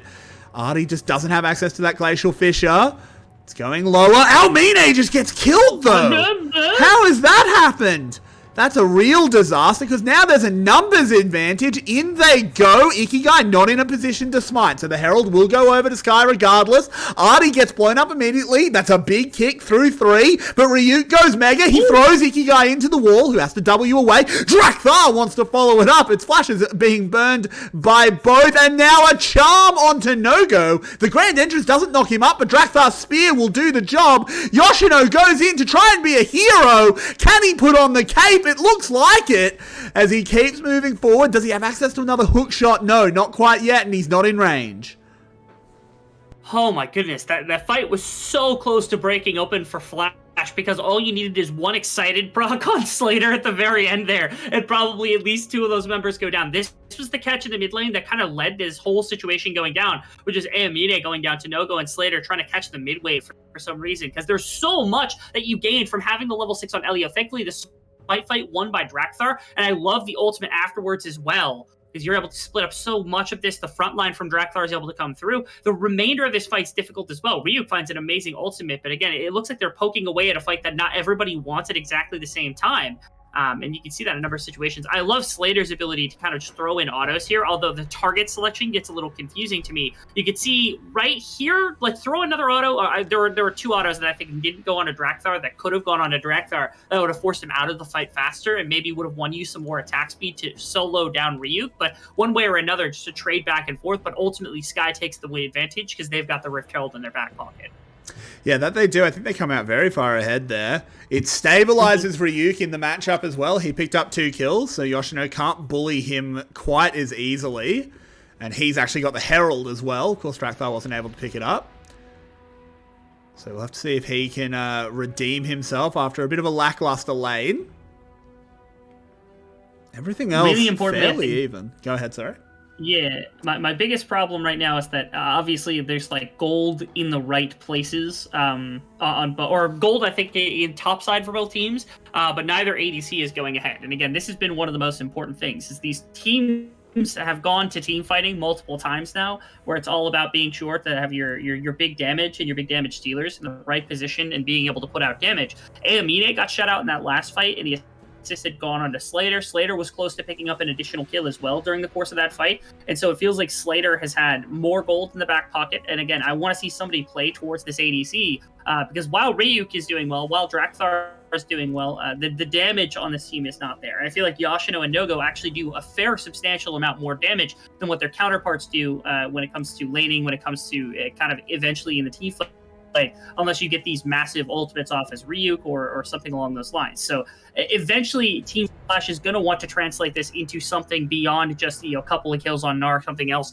and use these two in very big order form to try to get their bot laner Yoshino ahead. caught, has to use the ult. I don't think he has access to the hook shot. He does it when he's dead, as he just gets popped at the end. It's just Rift Herald drop. I think it might just be full tower take. They'll probably drop 2 plates before they end up dropping the Rift Herald, which makes the most sense. They'll try to rush down the 3rd plate. There's a play on the bottom just side. Trying to go under tower here, but that is shocking that it even worked out. Ikigai will fall, but it's a 2-for-1, so not actually the worst situation ever. Particularly if they can get Slater some plates, try and make up for it. Really smart. Really, really smart, Glory. Incredible. Yep, you love to see it. Very well played. Yeah, especially because topside is already going completely awry for you right now. The Rift Herald's going to get an additional charge, and yes, Camille's going to be back finally. But the kill on a Yoshino combined with all of the plates that went down in the top tower, first tower gold, that's humongous. And the trade-off being the double kill on bottom side, while I could appreciate the masterclass kick from Ikigai and the kill going on to Jinx, it doesn't match at all what they just won on the top side. Yeah, very close. The hook shot, unfortunately, not landing in time to be able to get him out of that situation. And again, a couple of kills is great. A couple of kills is a couple of kills, but for the amount of gold that you just gave up to 2 pretty massive team fighters, you're still not really loving this from the side of Team Flash. Now, if you pull 3-4 plates and you put it only into the pockets of Slater, I'm a lot more comfortable with how this situation goes, even if you don't get the full tower. But this situation is just completely disastrous, because again, you've given so much over to the front line of Sky now that Slater's not going to be able to work through that front line to any extent. That's very true. We have nothing really on the map at the moment, but of course that never stops the VCS from fighting. As another big wave crashes into Ryuk. Yoshino not in any position to zone him away at the moment. Ikigai, again, this is someone I'm keeping my eye on, because his Jarvan performance in the last game. So far the Lee Sin's been alright. The mechanics have been pretty damn good. Positioning and where he is on the map, maybe not amazing, as Ryuk goes mega but misses the wallop, so Yoshino wants this one. The E away isn't good enough, but the R away sure is. Now the rest of Flash arrives. Nogo has used a spellbook Ghost, but the recall's just going to complete anyway. Yeah, Nogo just flooding up here to make sure there is no coverage. And Ryu doesn't have teleports. They could shove this wave. They're just leaving. And that feels a little weird because they have power. I know a lot of the gold has actually gone under Ryuk and Drakthar, so maybe that's what they're afraid of, especially with Glory having a charm and Everfrost already completed. 20 CS advantage as well in the mid lane, kind of insane for Glory. But yeah, it felt weird for them to just kind of shift that heavily up into topside just to immediately leave. It did force Sky, I guess, to respond a little bit, so they lost a little bit of pressure on bottom side, which is trying to be exploited by Slater, because Elliot is only just now pathing into bottom river, and Aomine had taken a back timer, so there's going to be a bit of damage thrown into bottom tower. And even better, Ikigai and Artie are actually in a great position to try to cut off the angle from Elio and Glory to slow them down as well. So it's just free time that Slater gets on the bottom tower. It's not direct resource, but it is pretty significant resource. They don't quite crack it, and there are no plates, so Slater gets no immediate gold. But it is still a lot of. That's a gravitum. That's a gravitum. That's rough. Respect the purple gun. Yeah. Oh, disaster. Flash loses everything here. They do. I really appreciated the attempt there, just because, again, you're trying to get some damage into the bottom tower. You're trying to help out Slater to the best of your abilities. But again, you have nothing when it comes to defense. If he does not dodge out on what happens right there, I know you're not anticipating necessarily the aggressive, heal Gale Force into a Gravitum shot, but Slater's got to play that a little bit more defensively when he's got the coverage from the rest of his team. Artie just that then ultimately led to. Artie just weaved a Q so deep onto the Ahri, and I think it baited his team because they were like, oh, I've got the passive on Ahri, let's go. But no, don't go, because 2 of you are already dead. No-Go has to burn the Flash. Team Flash, what's going on? Team Flash is falling to ruin here. Again, the combination of covering for Slater and then Slater dying to a very aggressive play, to 2 of them shifting into bottom side to open up for a Rift Herald drop to crack mid tower. Again, it's brainless activities that are happening out of what seems like nowhere. Like these are not the teams that are playing the first 10, 15 minutes of this game. These are completely different teams. It's like we're swapping completely who is actually going into gameplay. Sky doing a good job punishing in a number of those situations. But to me, neither side is actually doing great things to set themselves up for a bunch of success. It's punishing the other team for making such drastic mistakes. And again, this is one of the big ones. This was, if they had to come back to mid lane to try to defend against another play, it's a shame that it's a shame that they didn't show the beginning, because he threw a Winter's Bite that like curved around Drakthar and tagged onto the Ahri. And I think the call was just, I got them, let's go. And it's like, no, man, you still need another 3 auto attacks to proc that. It was never gonna happen. Tough place to be. And now, I mean, gold is it's everywhere but in Amine, but Amine's got enough to be more than competitive, if not just better outright than Slater, because of the ambient gold that's been picked up. And Sky also has control of dragons in this game. Like, you've got no legs to stand on if you decide to burst the Sky in a game like this, which is kind of, it's horrible, because it's not indicative at all of how Sky has been able to play out, or my apologies, how Team Flash has actually looked in a number of situations. Because at one point in the beginning, the first half of game 2, oh wow, Slater, that is so boneheaded. He tried to, they get a kill back onto Ryu. He tried to use the zap to get the cannon minion. Glory, very, intelligently just blocks the zap. So Slater goes, no, I still want the cannon minion, and steps up. Like, what are you doing, man? That's so Silver. Back and forth between both teams. The word to describe what has happened over the back half of both games has been boneheaded. Here's another engagement. Okay, Artie misses the Q, but he goes in for the ultimate. And he gets immediately destroyed as they turn it around with Elio. This Rakan so far has been pretty fantastic this game. The Super Mega Death Rocket will find nothing. Now they have a way into the backside as Yoshino's here. Go! Yoshino! Go! What? They had like traitor! A 2-3 second window. Okay. I'm so lost here. He had to have hookshot. The angle was there. All he has to do is throw it over the wall, because you throw those 2 in tandem with one another, and all of a sudden 2 members are dead, right? Because Ikigai, he doesn't have the kick up, but he's got more than enough damage. You throw that in with the Camille, and one of them dies immediately, the other one dies quickly, and then the teleporter also probably ends up going down. This is okay. We're going back to the zap, which is unfortunate. You couldn't even walk up with the waves later. Like, okay, all right, yeah. I don't know. That's just weird, again, from Slater. This is the play in the mid lane where they end up getting the kill. I hope they fast forward to the play that actually matters here, because that's the important one. They've got to come back to an actual fight, to be fair, as Glory has found an angle. They've got the engage. Slater has been immediately taken down. It's going to be 2 kills picked up for Sky. Ikigai has a blast cone to get out of there. But Flash are just looking terrible. Yeah, all of a sudden, pretty much across the board is been Burst the Sky, who's been able to kind of command everything that's been going on across the map. Yes, there's been a couple of situations that haven't looked great, but all of a sudden Drakthar is this absolute menace inside of the game. They've got gold in the right places because Glory all of a sudden is starting to do some damage. Amine has picked up a lot of the gold that has been necessary to kind of win a game like this. And again, Ryuk has not been doing anything to push this Gnar advantage with the 2 kills at the beginning of the game, but he doesn't need to. His job is just to be the front line, to be the initiator. And here, he doesn't even have to do anything else. No-Go's punishing on bottom side. Yes, he gets a tower, but the Baron is going to go over. That's going to be more than enough gold to match, and the pushing power afterwards is going to be huge as well. It's going to have to be a massive defense from Flash to really kind of recover anything. I love that they're getting so much on the bottom side here because they're pulling camps. I was hoping they may be able to push for bottom tower as well, but 2 people going down there is going to be more than enough to dissuade it. But here, I feel like Sky is set up for such incredible success. They're up 10,000 gold. They're up 2 dragons, probably a 3rd dragon coming in soon. This Baron buff at least sets them up for soul point, if not more. If they end up getting the bottom out inner tower, there's just so much disaster that's happening across the map for Flash that it's tough to figure out where they can actually find a strike. I feel like it has to come down to a mistake from Sky. They're in such a powerful position. This 10,000 gold lead. the Baron buff, 2 dragons, a good scaling ADC.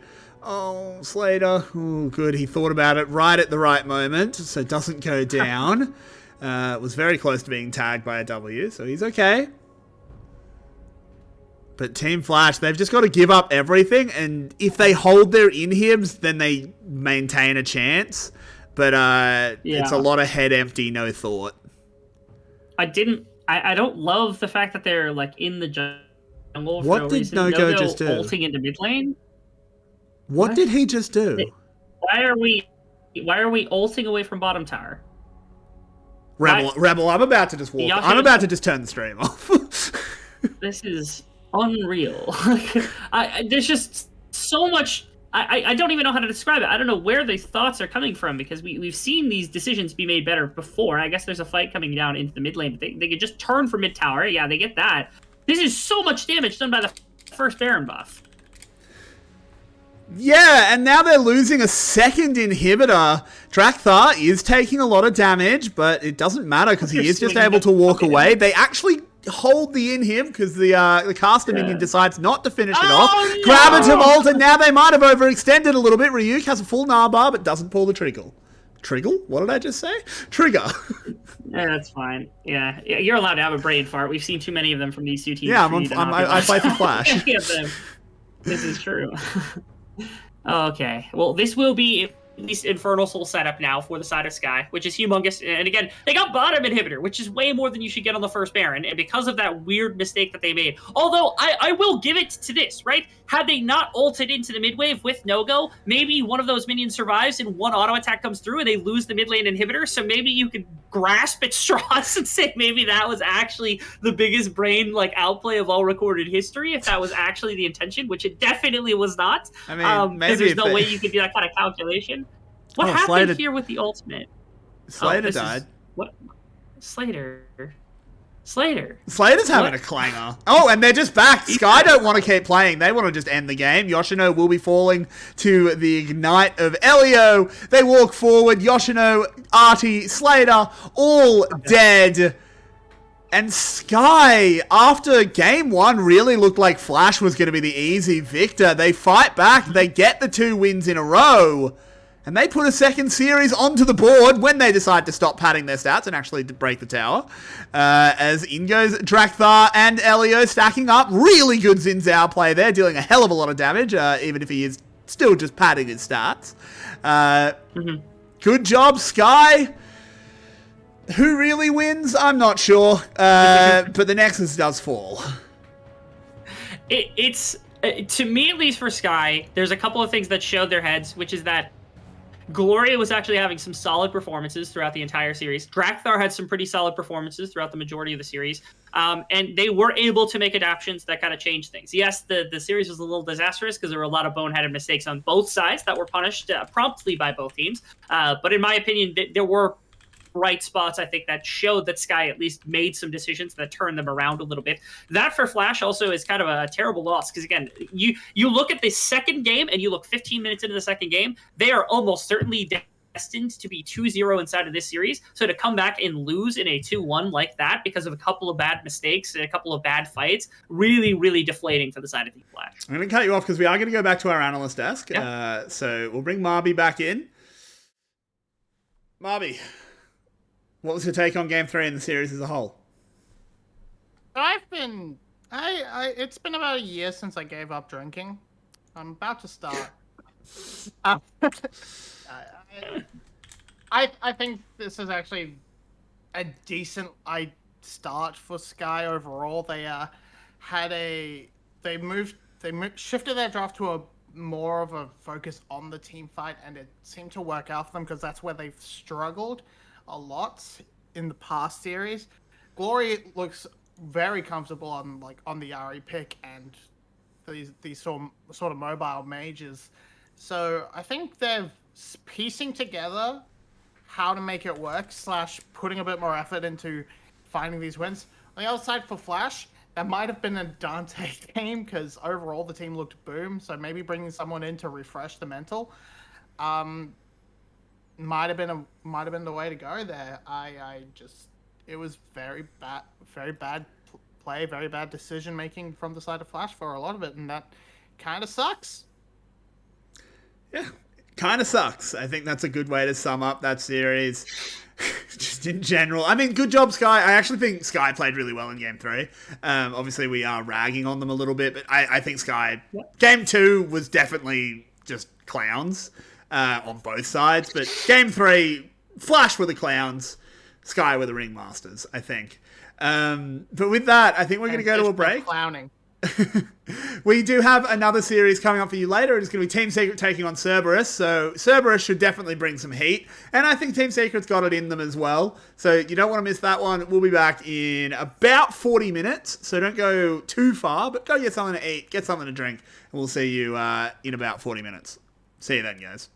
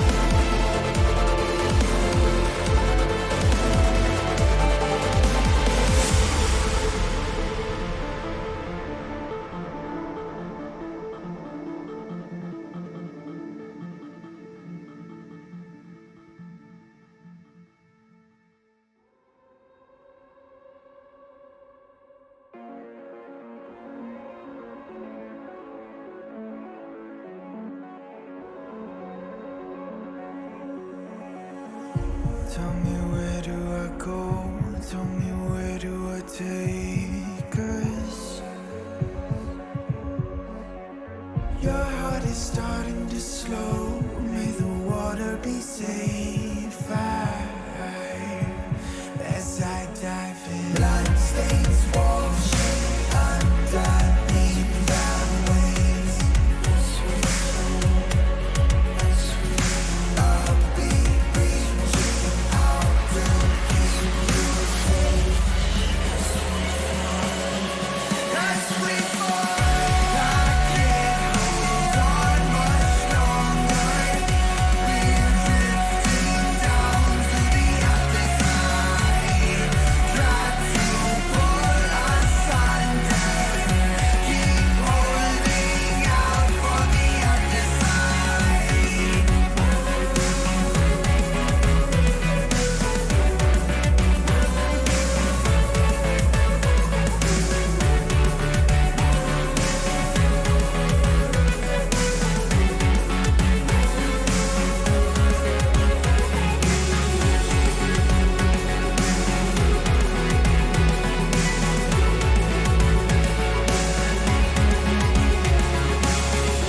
Tell me where do I go?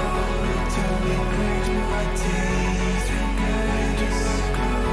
Tell me where do I take? Your heart is starting to slow. May the water be safe. Where do I go? Tell me where do I go? Where do I go? Tell me where do I take? Where do I go? Tell me where do I take? Your heart is starting to slow. May the water be safe. As we fall, I can't hold on much longer. We're drifting down to the other side. Try to pull us under. Keep holding out for the other side.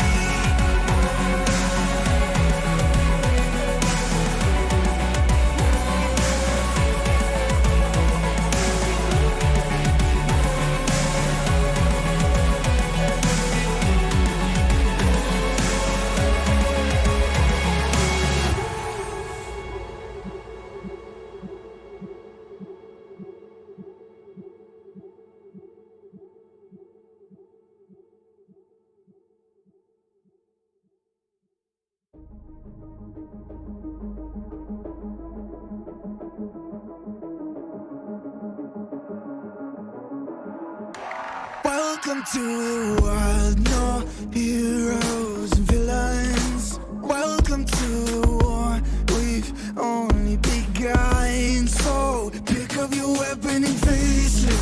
There's blood on the ground, go and take it.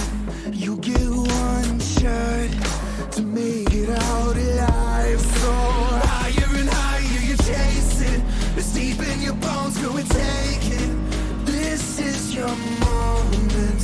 Now is your time, so prove yourself and rise, rise. Make them remember you. Push through hell and rise, rise. They will remember you. Welcome to the climb up, reach for the summit. Visions brave, the one falls, steadily the end. So higher and higher you chase it. It's deep in your blood, go and take it. This is your moment. Take to the skies, go. Prove yourself and rise, rise. Make them remember you. Push through hell and rise, rise. They will remember you.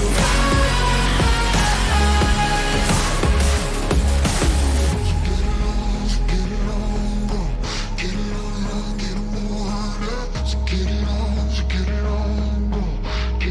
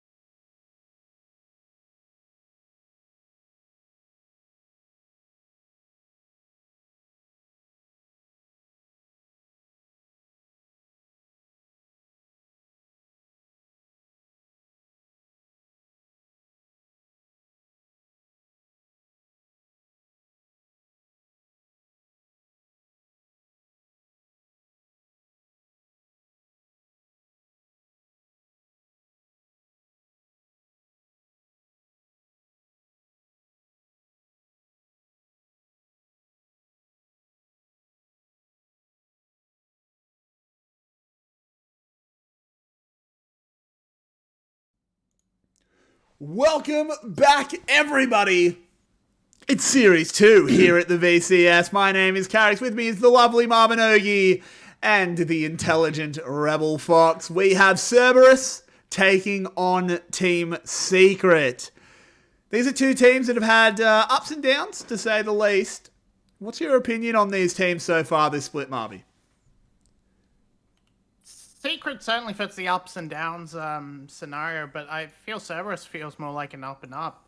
They started off with a dreadful showing up against Garm with mostly of their intended roster. Then they had to pull some substitutions early on, and we saw Fuquan enter in place of Ego.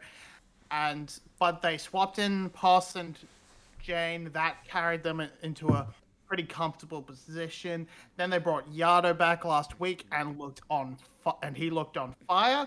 So it was they only seem to be trending upwards. Do we see Pun's return? Do we keep going with Poss, because Poss has looked pretty good overall for them? Yet to see. Secret on the other side, they've sort of bullied on a couple of the lower teams. They hit SBTC in their rough week 1. They hit a completely limp Burst the Sky last week. Those are their wins. Luckily for them, their losses are only SGB and Garm, so those are two very high-rated teams. These Acceptable losses.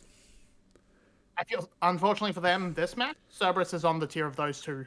So I feel Team Secret are going to hit a loss today, but this is also an acceptable loss. It doesn't reflect too badly on them.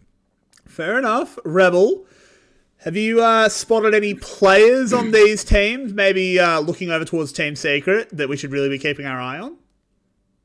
I think there's plenty of people to talk about. I don't think Team Secret has specifically anybody that's like gone completely crazy. I think everybody has been able to contribute in a number of ways. The big one that I've been watching since the beginning of the split, however, has been Artifact, because Artifact had a really rough split last split and wasn't able to even secure the starting spot on his own team, and now actually looking much better back on Team Secret where he belongs, not allowed to go anywhere else and have any kind of effect. But Artifact actually having some really solid performances over the course of this split, looking like a starting mid laner again, hopefully being able to step back in, especially with the emergence of some rookies. This is a guy I'm looking at just because I feel like this team has a lot to show, a lot to prove when it comes to what they're able to accomplish, and Artifact epitomizes that more than anybody else on Team Secret. For sure. Who are you watching on Cerberus? I know Cerberus, obviously, a lot of old names. But Marby, who in your opinion has been super impressive so far? I guess Yardo came in. Yeah, that's what I was gonna say. Last week and just sort of blew away what I was expecting, considering just how badly he performed in the first series against Garm. But I mean, it's kind of hard to say because the expectations of Cerberus are realistically at a point where they have to go insane to actually exceed them. It's true. We saw Yardo kind of do that last week rather. But it was only the one series. You know, last split, but last series. But that's only the one. So still want to see a bit more. My interest is a lot more on Fuquan, who has been a steady improvement over the course of the split so far. Last week he looked really good with Yardo coming back in and being able to work off that mid pressure provided. So I want to see how the mid jungle as a duo improves and explodes and lifts the rest of the team up. So I think we all agree that this is a bit of a mismatch. I think we all favour Cerberus to win this, and I don't have your predictions in front of me, but I wouldn't be surprised to find out we all predicted a 2-0. But Rebel, if Secret is to take a game, or perhaps even two, where's it going to come from? I think that Penguin's going to have to step up and do some work up against Jane. Or my apologies, not Jane. Up against Fook. Yeah, my apologies. Yeah. I get all their substitutes mixed together for some reason because they're all P's in my name. But anyhow, it doesn't matter. I think Penguin is the one that can step up. We've seen Penguin have some really solid performances in previous iterations of not only like other teams, but just in past splits. I know last split was a really big one for Penguin. Being a playmaker at the beginning of the game can definitely do quite a bit to kind of slow the pacing of Cerberus to begin things off. It's attacking the one point of the map that I feel like is the weakest at the moment for Cerberus. Despite Fook having some okay performances, showing off a little bit in some of the games, I feel like it's one point that no team is really contested against is the pure jungle versus jungle matchup. And so for me, if Team Secret wants to try to play for a win today, that is the best place to do it from. Fair enough. And looking over at Cerberus, again, we expect them to win 2-0, but what are some things you really want to see them focusing on? And sort of what boxes do you really want them to check, Marby? I do want to see maybe a bit more of a play through top lane sort of style. I think that's the only thing left for Cerberus to really check off necessarily. Puss is one of the lowest damage share top laners in the league, and that's not even necessarily his fault. We've seen just the mid lane and the bot lane just pop off, and they are continuously the main focus of the league, of the team. So I'd like to see them try and play through this top side and just continue to round out their ability to play anywhere they want, multiple styles. That's the only real focus I would like to see them do. If they do want to double down and just try and perfect their mid through bot style, more power to them, I guess. But that's the only thing I can think of that's like, oh, this should be something they try. Fair enough, Rebel. Do you have any things you really want to see Cerberus tighten up? Considering that, their goal should be to win the split. They are the reigning champions. Yeah. Second shouldn't be good enough. This is true. The biggest thing for me is I just want to see how consistently the Yado continues to carry out of the mid lane. I feel like when this team is one-dimensional, which is what we saw, I think, in week 1 when they had their poor performance against Cam, it was pretty clear that not only could they exacerbate the problems that came about from Fook 1 being brand new to the roster, but also it's a lot harder for Artemis to kind of go back to being this full-on 1v5 type carry if there's nobody else on the map that you have to worry about. I think it's part of the reason they bring in Puss, part of the reason that they tested out Jane, brought back Yado out of that potential threat. So to me, it's about being able to have one of your other solo lanes be somebody that's worth putting attention towards, so that Artemis isn't just restricted, right? Like if Cerberus is able to play this multi-threat style with 2-3 threats on the team, kind of pull attention away, it's difficult to slow down what Artemis is able to do, or at minimum, it costs them a lot of power on the map to shut down Artemis that allows the others to get going. Fair enough. We are heading thick and fast into the draft. So let's head over there, see what gets taken out, what gets picked up. It's tier list bans at the moment. Viego, maybe not a tier list ban in other regions, but he definitely is in the VCS. Zaya, wow, okay, they're going after a real pocket pick from Artemis in the first ban phase. That's wild. He must be playing it in scrims. Yeah, clearly it must be some sort of answer. The lethality build is still a very strong lane bully that can probably put a huge wrench in the works of your standard Aphelios Jinx picks. So that might be what's been tearing up the scrims, and that just sort of the hope, I guess, is to force the standard 280 carries and just try and run through and play it as boring and bland as possible. Keep it predictable.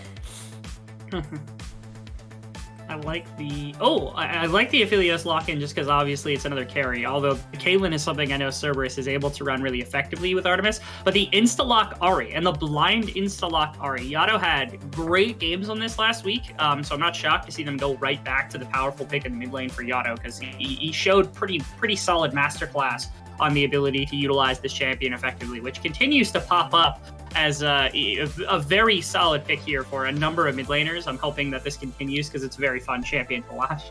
It sure is. But clearly, they think it's the best champion in the meta, for the mid lane at least. Because as you said, they blinded it. Penguin will get the Lee Sin. And it's the Rise answer. Interesting because how often we've seen the Ahri as an answer to Rise. Yeah, I don't know about the Rise coming in as this as the answer. You do get that early shove, and you can link up with the Lee Sin and try and punish this early. And Cerberus have conceded a lot of early pressure on their mid jungle with this Sensei locking. But as it progresses, that mid game explosion from these two champions is sort of there. So Secret have a very good chance to try and make a good lead early, but I think this mid jungle gap will start to open up sort of around the 10 to 15 minute mark, and that'll really be where we start to see Cerberus come back and contest. Moving on to the supports though, trying to take away some of the defensive options, take away the time Kench. Thresh is still available. But Cerberus probably wants to force that ban off Team Secret side because they have the priority pick. Looks like Team Secret's just going to opt into banning out Poss's top laners. Makes sense.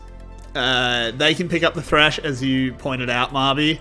And then Team Secret still have Leona. Oh, never mind. No, they don't. So, I mean, there are still plenty of supports available. There's still in all of the enchanters, Rakan if they want to engage, that kind of thing. But getting rid of the Graves, which is something Poss has been so comfortable on, does make sense. And yeah, before the overlay even loads, Thresh is picked. Yeah, unsurprising in the slightest. Now it's a question of what do you want to take, I guess, blind into top lane matchup, because Gwen is now missing off the board. I know Hero played a lot of Jace last splits. I know Aatrox popped up a little bit in a couple of other regions as a potential pick as well. I don't know what's blindable in this particular situation. Usually it's just Jace, and that's, I guess, what's going to come through. And against the Thresh, I know a lot of supports don't like Rakan. Blitzcrank would be an absolute banger of a pick. Just it is Zhu Hao. Entertaining in doing. Zhu Hao is a big hook boy. He does like them. I would not be shocked if it. Oh, he's just going to go the Rakan. That's boring. Tragic. Truly. I feel like I don't have enough tape on Zhu Hao to completely determine what he is as a support player yet, but true. The Rakan does help show up a little bit there, lacking engage. Blitzcrank would have been fire. Would love to see it, but I do think overall Rakan is a little bit better, even though it might suffer a little bit in the straight 2v2 matchup against the Thresh and be a little bit less effective there. But yeah, just picking the Jace. Poss can just pick pretty much whatever he wants. Decides to go for the Gragas. It's helps very show off Poss. the engage on the side of Cerberus and provides some extra bursts. You've got that double AP topside for Fuquan as the AD jungler to play through. So very good mixed damage to play through in the early. So Rebel, what matchup has caught your eye? Where's the pivotal 1v1 or 2v2? For me, there's a pretty clear distinction between top laners here, where Hero wants to put in damage against an Aphelios, against an Ahri, and against a team that's got a good amount of frontline. But if he drops a solid Shock Blast into Artemis, into Yasuo, the fight starts to go a little bit awry. Because again, when it comes to primary carries, obviously Ahri can do a little bit of that work, but mostly it's going to be the Aphelios. So you're playing against frontliners, and so I really want to see Team Secret play towards Hero in a game like this, where the Jace is going to be so important. And since Poss has opted for the Gragas, it's just a lane stalling pick. It's kind of what Poss has been doing with the Graves the majority of the split. This is where I really want to see that. That matchup to me is quite essential for Team Secret to go well, to make sure their team fighting is going to be up to snuff for later in the game. And Marby, overall, what comp is grabbing your eye? Who do you think comes out on top? I do think it does, as Rebel say, swing heavily on the top lane. If Hero is able to get ahead, he can wreak havoc on the side of Cerberus before they can actually fight effectively. But if Poss is able to stall it out, Fuquan's able to get up there and shut down Hero, I do like Cerberus coming in that context. I'm going to throw the prediction to Cerberus because, obviously. Yeah. But don't have to justify it. There is definitely an angle for Team Secret. Fair enough. Let's see if they can find that angle, as cute as it is. Marby, we'll talk to you before the next game. Don't you worry. Gonna be Rebel? That was funny. I like the acute joke. That was a very good angle joke. Very good angle joke. Very good. It was a nice joke angle. Anyhow, the important bit of this game that I think it comes down to like how I see things playing out is that Cerberus's composition is excruciatingly well-rounded. Like across the board, they've got good engage, they've got multiple frontliners, they've got CC, they've got disengage, they've got safety. The only thing they're missing is like a second carry, just in case one of them happens to get blown up. But again, Ari can do a good amount of lifting. We've seen Yato do it before, so they've got pick potential. They've got good team fighting and easily accessible team fighting. Everything about this composition from Cerberus is everything I want to see in a composition. Even like damage percentage shares across all members, like it goes pretty high. Like Zinzal's got good damage for like an AD champion for the early game. I could not gush enough about how good Cerberus's composition is in my mind, and so I'm very hyped. I feel like Team Secret doesn't have that kind of firepower. It requires so much for them to be able to take a win in this one. That just has to go against a game script that you'd normally expect. I will say the one thing I do like about Team Secret's comp, even though I do agree with you overall, is so far Artifact and Eddie have both been playing really well, and they've been entrusted with the power to carry this game. They're playing Rise and Jinx. They're bringing a hell of a lot of damage. So I think if you're Team Secret, you know who you're up against. You know you're not the favorite. So empower your best players and just have a red hot crack. You know, you can't always outdraft, one of the best drafting teams in the league. It's true. And even with a lesser draft, I think it'd be easy enough to say that Cerberus just in general is favored in a series like this. So again, you're throwing what you've got in terms of power against the wall. I think the hidden gem has been Hero. I think Hero's had some great performances, and I like that they're hopefully empowering him a little bit. But like you said, the majority of the true carry potential behind team fights goes to the members that have been having that kind of split. Eddie's somebody that we've gushed about a little bit. And Artifact, obviously, pretty professional. Fantastic charm. One of many I'm sure we'll see from Yato over the course of this game for sure. Yeah, good read there from Yato, but a little bit lazy by Artifact not to just stand behind the minion. There's no reason not to. No need. It's not like Rise can't hit over minions, while obviously Ari... the charm can't. But yeah, Yato, look, he had an absolute blinder last week. His Silas game in particular, oh my word, was so good to see. I'm really hoping he can bring that one back. Because, look, Cerberus, again, maybe I sound a little bit biased, but it's a bit more, it's a lot of fun when Garm don't win the league. Because Garm win the league a whole lot. So I like having Cerberus in form where they can actually challenge Garm. Ooh, Ron, you are up a creek without a paddle. Does have a lantern to bring in his jungler, though, so maybe he's found an engine. As Fook now moving forward, gets the knock up onto Eddie. Artemis cycles his guns, but he's not even going to be involved. If that was a bait, then you need to quit and become a fisherman. Yeah, that was kind of insane from Round OP if that was fully intentional, which it kind of looks more and more like it actually was. Being able to combine with holding the wave to make sure that Artemis was going to come back to a fully stacked wave after the longsword back, combined with the additional kill that they put onto the Jinx is just humongous. And you could see the wave was stacking. If they had shoved those last couple minions, that Artemis might have caught it. But more importantly, the play afterwards just means that, of course, Fook 1 also gets a kill to start off this game, which is huge. We have a dive in top. Especially against Lucian. Poss in a lot of trouble, but he gets the 1-for-1. That's something else. Again, it's a trade-off where Poss is like, he's supposed to be this lane sacking man where it started with like Graves, and he does a lot of damage on the Graves when necessary, but I know that Mobby shared that like the damage share wasn't there, and it's because he wasn't interacting all that much with the remainder of the map. His job was just kind of sit there and deny everything, and he was mechanically good enough to make it work. And right there's another example of it, where Poss on this Gragas just has to sit here inside of the laning phase, make sure the Jace doesn't get away with any sort of criminal activity by pulling gold off of the tower. Right there's a great way of doing it. Not only does Jace not pull the kill, but also gets punished and isn't able to do anything else against the Gragas, who did get a kill underneath the tower, so now gets to respond with tier of his own, and it makes the wave clearing so much harder for the Jace. It's harder to set up for ganks like this even more in the future. Yeah, and Hero had already TP'd back to lane before that dive happened. So he doesn't even get to have any wave control because Poss is able to dictate what he wants. It's not probably going to matter in the long run. Jace is sort of calls the shots in this matchup. just by nature of the picks, is Penguin helping Artifact shove this wave in, making sure Yado can't get any early roams, but so far, Cerberus in full control. Yeah, they've got just about everything that they need across the map.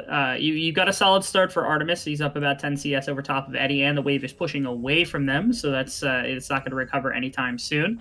The Dragon is something I'm paying attention to, just because, again, if Cerberus is able to control it, it feels like they have a lot of value being able to play inside of the river, to play towards what will be Team Secret's approach, because they've got a number of ways to punish them when they're on approach between just the tools they've got on their team. So, not to mention, again, a 5-on-5 like they've got, which is a pretty solid setup across the board, just means that it's easy enough for them to be able to accomplish things. What a bait. They don't... Oh, my goodness. They started off well, but that's an excellent play there by Ron. Not quite good enough to save his own life, but the 1-for-1 has already come in, and it's an ADC still alive for Cerberus. And look how well this Aphelios is being played. He pulls out the Gravitum. Artemis, you are such a cracker of a player. I love him. Absolute masterclass from Artemis with the positioning. He took 0 auto attacks basically during the course of that fight. Perhaps that's a bit of an overstatement, but definitely without taking too much damage, was able to position between everybody perfectly. And Ron OP, the ward really far up inside of the brush, caught out Penguin well before this happened, and he just blazed this so effectively. He's contesting Zuhao in the brush. He's able to flay them. The Glacial is where they're on top of the entire time, so it prevents the escape from either Zuhao or Penguin on the backside of this, and neither one of them was going to have the damage to challenge Fook 1 at all. It just means that Artemis gets to focus on pulling every single kill that he can, rather than having to focus down one target and maybe letting one slip away. Perfect execution from the bot lane here from Cerberus, who, again, consistently since basically that week 1 matchup against Scam have looked really, really good. Yado's dead. Okay. Not sure. Right. It looks like it was just a collapse. 3 of them. It'll happen. Yep. They're going to try and answer it onto Eddie. The hook doesn't land, but they get that final shot. Ron! Oh, wow. That was a really spooled up tower there. Still, it's a win for Cerberus in the bot lane, as Artemis gets to catch all this farm. But let's see what happened here. What happened. Rune Prison into Lee. Not much speed in that. Yeah, couldn't even press the ultimate button, unfortunately. And then the response kills on bottom side. Again, you do give one over to the Jinx, but she loses a bit of her wave. And now also the second one's going to get shoved, so a fair amount of these minions are going to tank some damage as well. And it buys a free back timer for Artemis to potentially redeploy either into top side for Rift Herald or back to bot side if they want to go for Dragon. Team Secret's going to get shoved out of this one. You can see how quickly Ron and Yado are actually here. Ron, still level 5. Always good to track that with the supports, but considering he's level 5 and Zuhao's not even here, it's not too bad. Penguin! Oh my word! That bent around the blue buff! Absolute traitor, but he does play it well, moving over to the Gromp, but doesn't matter, Yado wants the kill. They pick it up, they get the Herald, and now they want Hero. Another charm! Yado's charms are point and click, and I gotta say, he's a cute guy, so it makes sense. As this Ahri is just dominating the Rift. It was last split as well. During the winter that we actually saw Vex come in for the first time, and Yado was the best at that champion, and now that Ahri is re-entering the meta, we're seeing Yado once again on these mage-type champions really take an absolute dominating position over top of most of the other mid laners inside of the league. Right there, again, masterclass Ahri play. He got punished just seconds ago in the mid lane, and they burnt tools for it. Here, punishing them off the back with the retreat from the Rift Herald. Look at that, around the blue buff. An incredible charm coming out, but then in position so that Penguin can't try to get out in any way. Worst case scenario, you wait for the 4 members to full collapse into the tower, and you kill Hero and you kill Penguin in one fell swoop, but instead they didn't even need that. The charm, or the charge got reset on the ultimate because of the kill against the Lee Sin, and that meant that Yado could go diving, look for a charm, and find Hero in the back end of things. So multiple kills in the back part of the Ahri. Combine that with Rift Herald that was just taken. You don't have the Jace going at all inside of the game like this. Your bottom lane is doing well. Cerberus kind of striking at all facets of the game right now. Yeah, they really are. And this is the thing that I was asking both of you, what are you looking for from Cerberus? And this is what I was looking for, was just that their mechanics and the killer instinct of their carries were still crisp. Because it's something that sometimes, they start slacking on. They start getting a bit lazy. But Yado, I mean, the game speaks for itself. And then that bot lane play out of Artemis, the fingers are still cracking. Definitely no arthritis setting in. No, nothing like that. And Cerberus, they're looking a lot hungrier than they were, I think, at the beginning of the split as well. That first series against GAM was not one that gave a lot of confidence for what this team was going to do. And you can see how much different they look from that first day, opposed to what I would consider to be actually the team that currently gatekeeps the playoffs for the VCS. I feel like if you beat Team Secret, you're able to get in. And if you don't beat Team Secret, then unfortunately you're going to get kicked out of playoffs at this point. And Cerberus absolutely just dominating this team, showing the gap between, again, some of the middle of the pack teams like Team Secret versus some of our top tier, like S-class type players and teams like Cerberus is currently. For sure. I think Cerberus is in a position where I don't think have too much of a chance in SEA games. I haven't been following SEA games as closely as perhaps I should, but there's a lot of league in the world. Yeah. They don't have much of a chance because they've been using the Puppies roster. I think maybe they realize, wait a minute, we're not going to SEA games. We need to win the split. If this is going to be a successful split after such a good winter that we had, we need to win the split. So doubling down, the hunger's back, and you love to see it. I really can't wait for the rematch of Cerberus versus Garm. I think that's going to be a real cracker of a match because when Garm is in form and Cerberus is in form, you love to see it. Yado finally misses a charm. I say misses, it was flashed, but it didn't connect. Yeah, there's two matches that I have that are currently coming up over the next 2 weeks. They're actually right back to back with one another that I think determine quite a bit about how the state of the league is looking, which is the end of this week. We get to see Cerberus versus Saigon, which is the big one for me. That's huge. That's a huge game. Bottom tower. Yeah, that's a huge game because it decides whether or not Saigon is in second place, third place, whatever the situation might be. But it shows us, I think, more competitiveness for how close are the teams that are actually competing against GAM, right? Like these are the two teams that we see as having the best chance at the moment of beating that team and taking the number one spot potentially away and going to MSI. And so that to me is a huge litmus as to whether or not Saigon is within striking distance, whether or not Cerberus is well above the rest of the field. I think that's going to be fantastic. The series afterwards is actually Team Secret involved as well because it's Team Secret versus Team Flash. I was expecting Flash to win today to see whether or not they were a middle of the pack team, whether or not they were like a fourth place playoff type team or what the situation might be. But again, that gives us a lot of litmus once again between the bottom half teams and what looks to be, again, the gatekeeper personally, I believe, for playoffs in Secret at the moment, because somebody has to step up if they want to take that spot away from them, because at the moment I feel as though Team Secret is on a trajectory to take that number 4 spot. Yeah, I certainly agree with you, particularly after how Flash performed earlier today. I might have said that maybe they were 4th, but not playing like that, you know? Not anymore. No. Not playing like that. SBTC, of course, also in that discussion. Don't want to leave them out. Not at all. But yeah, I agree. It's kind of, Team Secret is the gatekeeper. As Cerberus, they want even more plates onto Artemis. How often do we say that? A bit of a broken record, as Pos is threatened, but there's only one minion left and the Q missed, so I think he's alright. He's got the barrel as well. This dive is doomed to fail. They did the Caitlyn thing where they got bottom tower with Artemis and then said, all right, top lane. And they went and got top tower, and now they've got 3 members here. Pos is in the wave fighting against Hero. He's just going to try to run out the other side of this fight, and it's working surprisingly effectively. He's running. There's a Rakan coming. I don't think he ever survives. Yeah, no, he goes down, but look how much he drew. He drew 4 members, and it took a while to kill him. Really well done by Pos. And they're not even going to be able to punish bottom tower, right? The whole point of the dive there is not only to get the kill, because the kill is valuable, but more so it's to punish so that the Jace gets gold off the tower, so you can pull that bottom tower in exchange for what happened on top lane. But Ahri is already back on bottom side. Yado has already been able to catch the wave, and Hero has no chance of winning that one-on-one up against the Ahri in the side lane right now with the items that he's got. He's just got the no magic mantle. That's not even enough. If Fook1's going to punish Eddie on the other side of things, he does get onto him eventually. Xin Zhao. Now, I want to ask you something, because I actually haven't seen this, as there is a TP onto Lantern. It's the Chem Tank on Gragas. Chem tank on Gragas. I mean, it's probably the exact same theory as building any other tank item. The biggest difference is like there's no AP in this, but the idea is just like if you charge up the chem tank and you throw an E at somebody with an empowered W, the amount of burst damage is kind of insane. Plus, it's cheap. It's really, really effectively cheap. A little bit of damage onto Poss, but he's very safe. Yardo fishing with a charm.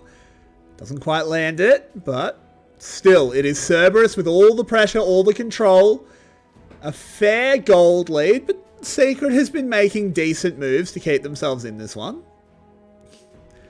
Supportal combat. You menace, Suhao. You absolute menace. Ruining the back timer for Ron OP. That actually has some decent implications. Because Rift Herald, all of a sudden, there's no support necessarily there for it at the time, especially when it comes to trying to recapture vision control. And yet, there they are leaving. They have mid push. They have, I guess, top push wasn't necessarily in their favor, but Paul's had to back up to the tower. Yado doesn't quite have TP, so I don't know if they're tracking that one. But they've got complete control of top river. They had a chance. I feel like Rift Herald was definitely on the cards for the team right there, and yet they just kind of abandoned it. And they're giving time now for Cerberus to actually set up around the dragon. Maybe that's what they want to contest. Maybe they don't want to give that up, but they went on full back timers. You can't go on, you can't have Rift Herald available, go on full back timers and give up the Rift Herald chance to go and be late for a contestation against the Ocean Drake. Who made this call? I demand to know.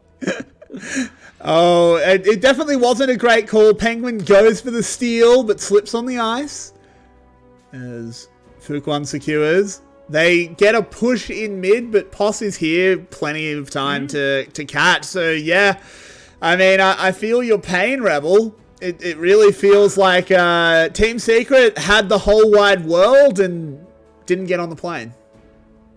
Yeah, like I said, Rift Herald was available the whole time, and Cerberus, I'm thinking, actually thought that the setup there was that they were going to trade Rift Herald for the Dragon. It kind of seemed like that's how they were posturing, and yet here they are. They're just like, wait, you didn't take it? And then they're right back to it. And yes, Artifact is here, but all 5 members of Cerberus are actually around for a fight like this. Artifact? Ooh. He's going to force out Artifact. Ooh. Tries very hard there. Does get the flash and zones Artifact away. For now, at least, a Hex Gate being used. They're going to try and just pincer them here. They've split the horns, but get nothing. They get a mid tower, so they do. Not bad. That's valuable. But still, interesting moves out of Team Secret. I'm so lost as to what their intentions were across like the last 3 minutes of gameplay. I feel like that Rift Herald should have been theirs 3 minutes ago, and they would have traded for Dragon, and that would have been fine. And ultimately, I think what ends up happening is that they end up getting the mid tower with the Rift Herald anyway. So I suppose the only difference now between what happened then and what happened now is that the Rift Herald has gone over to Cerberus to be able to respond. That's ultimately the difference in terms of like a full resource that ends up going, and it's just a trade of mid tower. That's a pretty big difference, Rebel. It is. It's a massive difference. But alas, Team Secret still doing their best. As Cerberus bear down on the mid lane, they will get an extra charge out of this Herald. We'll actually just pick up this inner tower. Artemis has gone Bloodthirster second item, which is an interesting. Oh yeah, I mean, if you get a Gale Force forward, I guess you should go Bloodthirster. You absolute psychopath, Artemis. If he had flash, he'd always flash that too. Unfortunately, he didn't have the cooldown up. I was so excited because I thought that was gonna one tap Eddie right there. I genuinely thought Eddie was just about to get assassinated. Yeah, the 200 years champion running down another ADC with flashing cleanse with just one full combo would have kind of been nuts right there.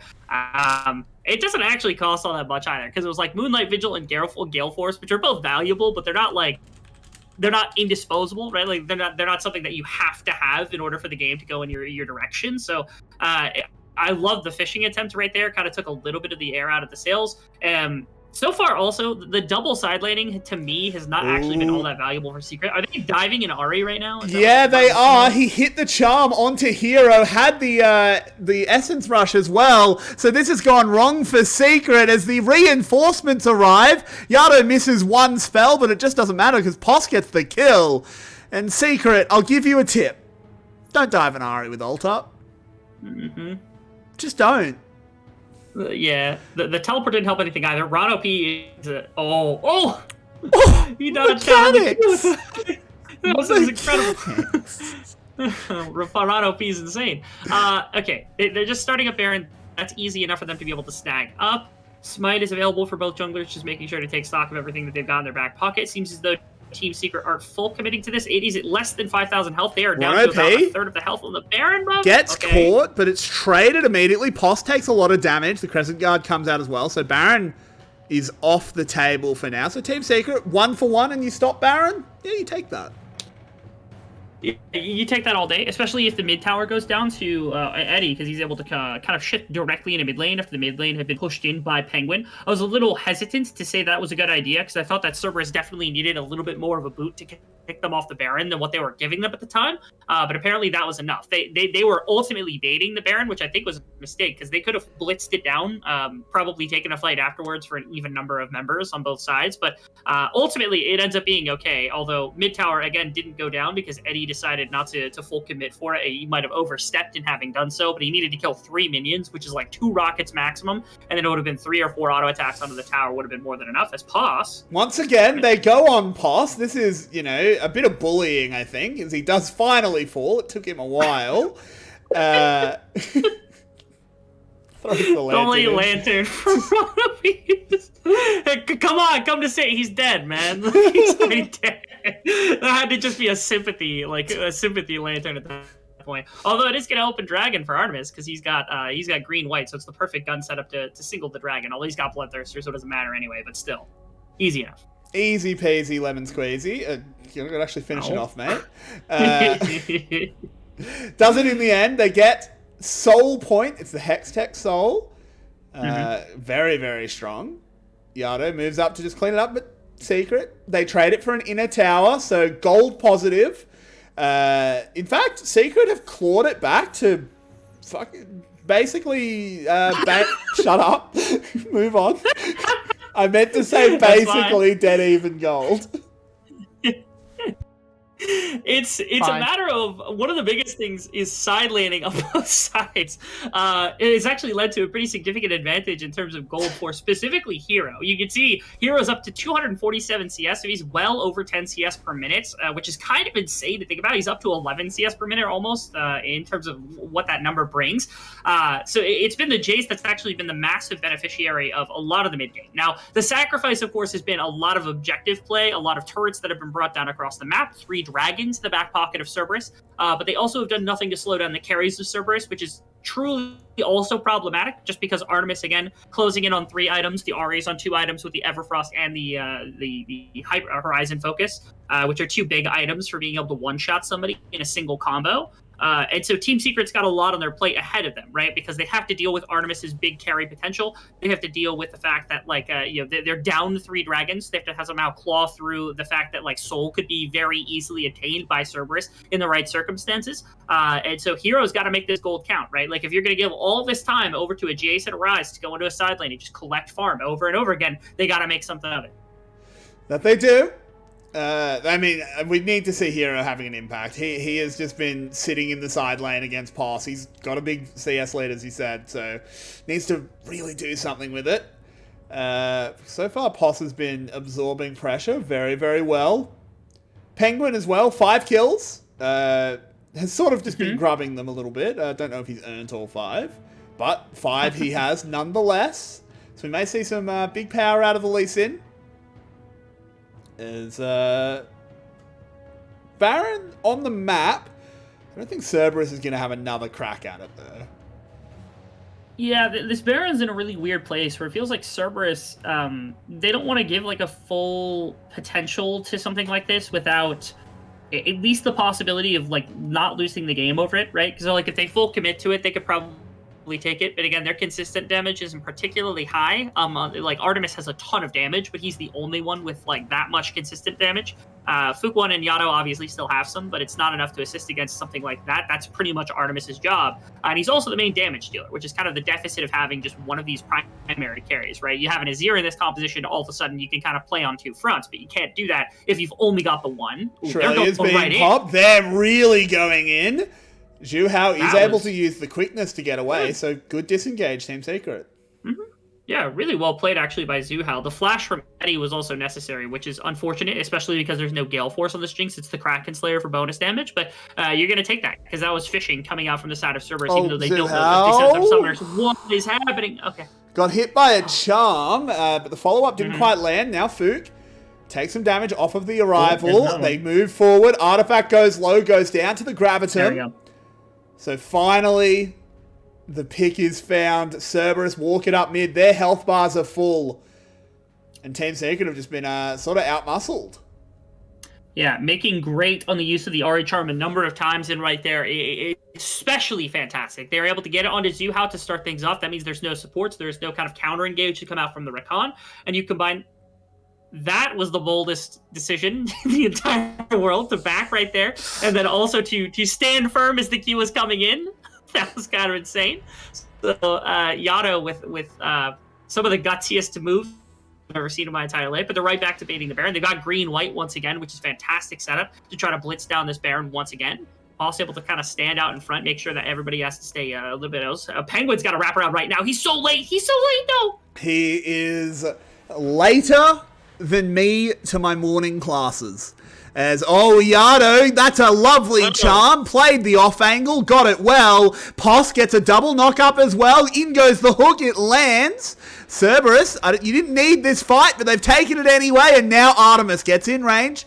2 for 2 at the moment, but Artemis with a full stick of health. Yato moves forward. Ooh, bad combo there. Doesn't quite land it. As he takes a bit of damage. They can't jump into Artemis, though. Not with blue-white. Oh, Fook, he's in some trouble. Has been found by Penguin, but Gordrink is a good item, Rebel. So he heals him back up. Team Secret managing to back off. They did get those 2 kills, but Artemis doesn't seem to want to let him go. He wants himself a Hextech Soul. Artemis is extremely strong, has 0 health missing, and really wants to fight the remaining members of this team. Penguin's got to try to steal this, but I don't think he's got an angle for it. He's going to hit. Oh, close. Oh, okay, there it is. Yep, that's a loss. Oh, tragic. Had to go for it. Doesn't work out. Mm-hmm. Does die for it. So now, Cerberus have Baron, they have Hextech Soul, and they've got Artifelios well and truly online. It's a position now in a game like this where Team Secret were able to claw back the gold very effectively and has gotten gold onto carries that are going to be important, but they've done nothing to slow down Cerberus in the process. And so now Cerberus, they get to be the beneficiaries by saying, okay, now we have this front line, which consists of a massive Xin Zhao who's sitting on multiple armor items, combined with Poss who's sitting on like 3 full tank items.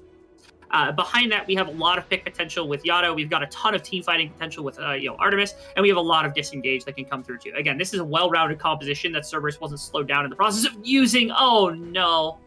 Oh, poor Artifact. Well, he's an Artifact now. They'll dig him up in a couple hundred years. Mm-hmm. Because he's really not had an impact on this game. The rise has not been super impressive. No. I mean, Cerberus, for the last little bit, have just been really calling all the shots, mostly just because Artemis has a bullhorn to call them through at the moment. Mm-hmm. But they're just going to walk into the base, get this one over and done with. Penguin tries to make a play, gets thoroughly rejected. They turn around. They haven't actually killed him quite yet as he goes gold. Ooh. Poss throws out the barrel. Penguin does finally go down to Artemis. But for now, Team Secret will hold. The game continues. It will. And it's not... Cerberus is usually not the team that's going to make a mistake that's going to cost them a game right at the opposing nexus. So they're going to pull out before anything bad truly happens. Yato wants some shenanigans. Thankfully, Zuhao is a little bit tankier. He's got the Guardian. He's able to get away from that situation. But the siege continues from Cerberus just because they had a wave pushing in bottom side, so it's going to net them another tower. They got the mid inhibitor down. The damage is done to the opposing base. The 5,000 gold lead, the Hextech Soul, everything is kind of in place for Cerberus to be able to continue a game like this to pretty solid avail. A 4,000 gold deficit is Eddie right now against Artemis, who's more fed than Mobby at an arachnid factory. So that's kind of crazy. This joke has a lot of legs.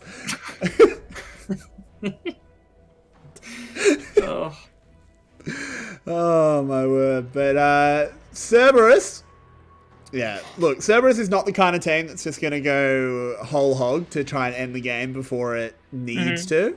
Penguin, a little bit caught, has a lot of mobility, of course, on the Lee Sin. Will ward hop away, so he lives.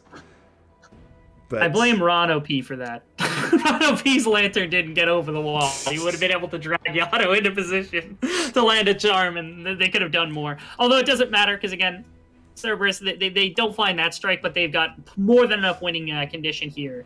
They're almost on a 5-item Aphelios, so he's almost completely full build. I think he's got a pot running right now as well, so it's near impossible for them to do anything if they can't find any access onto Artemis. That is Penguin's job more than anybody else. Maybe Artifact if he's able to get a Sod Ultimate, but Hero right now going down, potentially to Yado. Yeah, Yado did some crazy stuff there on the Ari.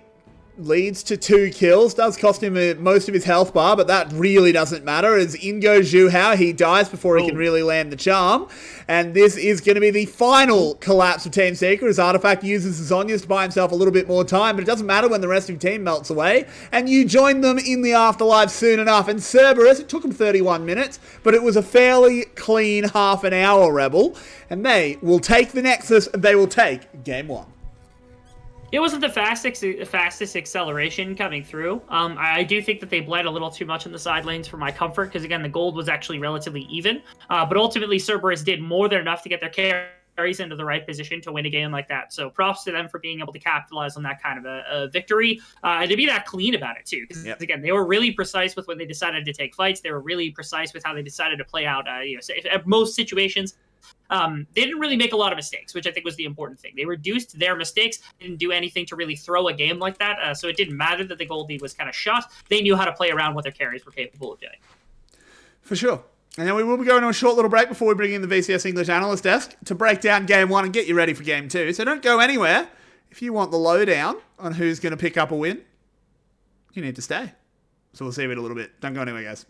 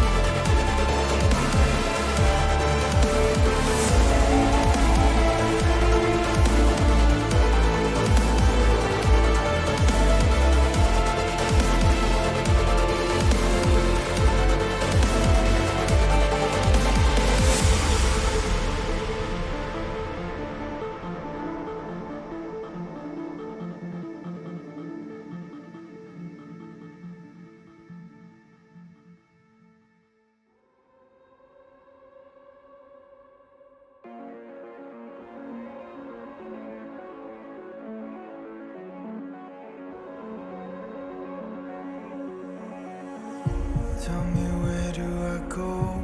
Tell me where do I take us? Your heart is starting to slow. May the water be safe. As I dive in, bloodstains washing underneath the waves.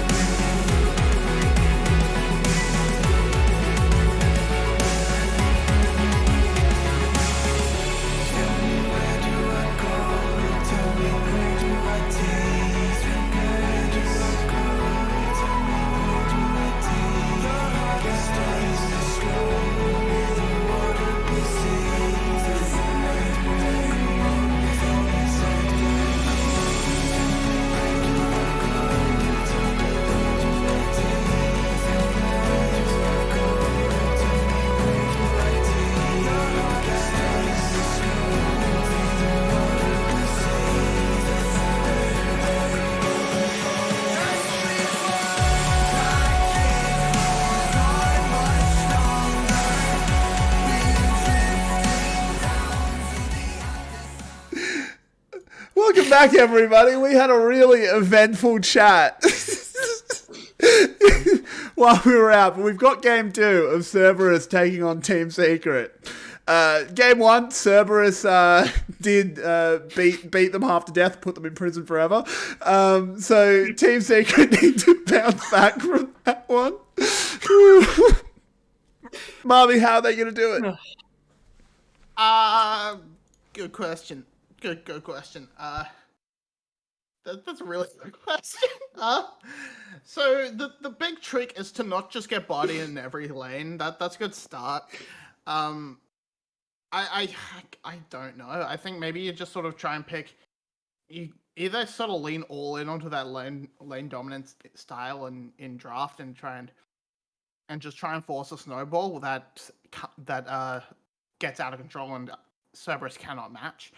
But other than that, a bit more activity from Penguin. I would even argue go to pick a Renekton Nidalee combo and just try and get Penguin to unleash on that Nidalee, because every time we've seen it, it's looked fantastic. I guess that's all I've got off the top of my head right now. Try and snowball lead and like get these lane advantages so you don't just get crushed and rolled over. You need to try and do that to them. Fair enough. Rebel, over on the Cerberus side, obviously they picked up the win, but it was in a fairly slow manner. Did you spot any noticeable issues that they need to patch up in Game 2? Perhaps the only thing that I think they could have used to speed up this game is, again, their mid game was a little slow because I don't think they were capitalizing enough on trying to attack a specific side of the map. More so, it was Pulse was catching waves not super effectively, and then obviously Yada was catching sideways as well, while the Jace and the Rise were just pushing inconsistently. And what they probably should have been doing is trying to set one of those lanes up specifically to be on its own, so that when a push came through, I think more so from the Rise than the Jace, then you can lean into the exact opposite side of the map. Force the Rise to go cross-map with an ultimate, or force the Jace to go cross-map with a teleport, and all of a sudden, there's ways to break the game open that go beyond just like, hey, we'll win fights, then we'll catch waves, then we'll win fights, then we'll catch waves, because that's what kind of let Team Secret get back into a game like that. You take your map from 1-3-1 across from a 1-3-1 where the Jace is collecting a bunch of gold, and you turn it into a 4-1, and all of a sudden you're able to lean much harder into a very specific part of the map that ends up getting you more advantage.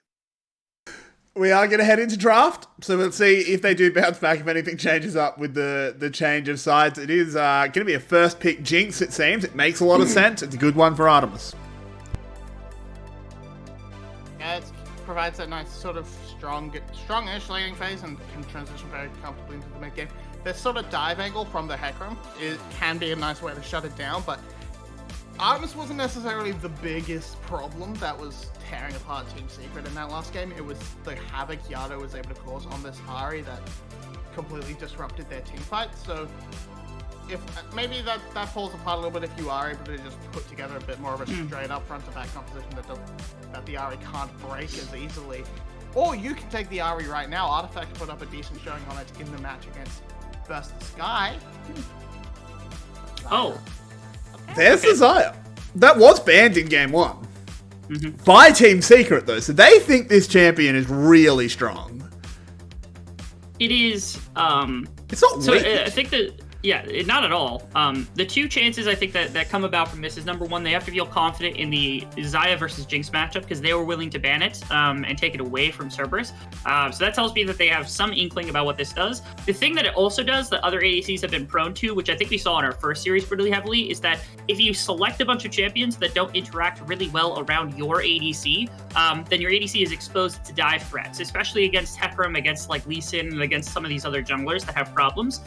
You have a bunch of issues keeping your ADC alive, and Xayah is particularly good at self-healing, and so the benefit now is like Rakan doesn't have to be latched to the hip of the Xayah, neither does your jungler. You don't have to do things like that. You don't have to slow pace a fight to make sure your ADC is working front to back. Now the Xayah can be self-sufficient while the rest of your team is able to go on a dive spree attacking the members of Cerberus that potentially have the ability to carry fights, people like Artemis and Jinx. That said, though, Yado has picked up the Ahri again, as you said, Marby. One of the huge things in that last game was Yado just able to cause chaos with the charms constantly coming out. They ban out the Rise, which was previously Artifact's answer. So he's going to have to go somewhere else. Support's being targeted by Secret. How would you like to see Cerberus round this one out? Part of the reason I think Rise was the choice is the sort of point-click Rune Prison that just can lock down Ahri and stop it from racing around and causing the havoc. So if they can try and match that ability, maybe you go for something along the lines of a Twisted Fate. The Vigar would have been a fantastic option, but that has of course been just deleted. You could go for something like a Zillion. That is actually a very strong pick and can do a lot into the Ahri. And just she still gets access to her dashes, but when she's slowed down, it's just it's a bit sad. So something along those lines is definitely an option. You can also just go for straight up lane pressure and lane power for Syndra. So there's a lot of options in the mid lane, and then you're left with a top lane that I don't know where you're gonna go for. Maybe you just try and pick the Graves or something and try and neutralize, but you haven't exactly fanned out anything like the Tryndamere that can hard punish it. So maybe it's just a Jace Syndra sort of angle for the side Secret. Fair enough. Rebel, we've got 3 picks here from Secret. We've got the bands. I'm sure they're going to remember to hit the button from the overlay, and we're going to see both teams completed. Oh, there we go.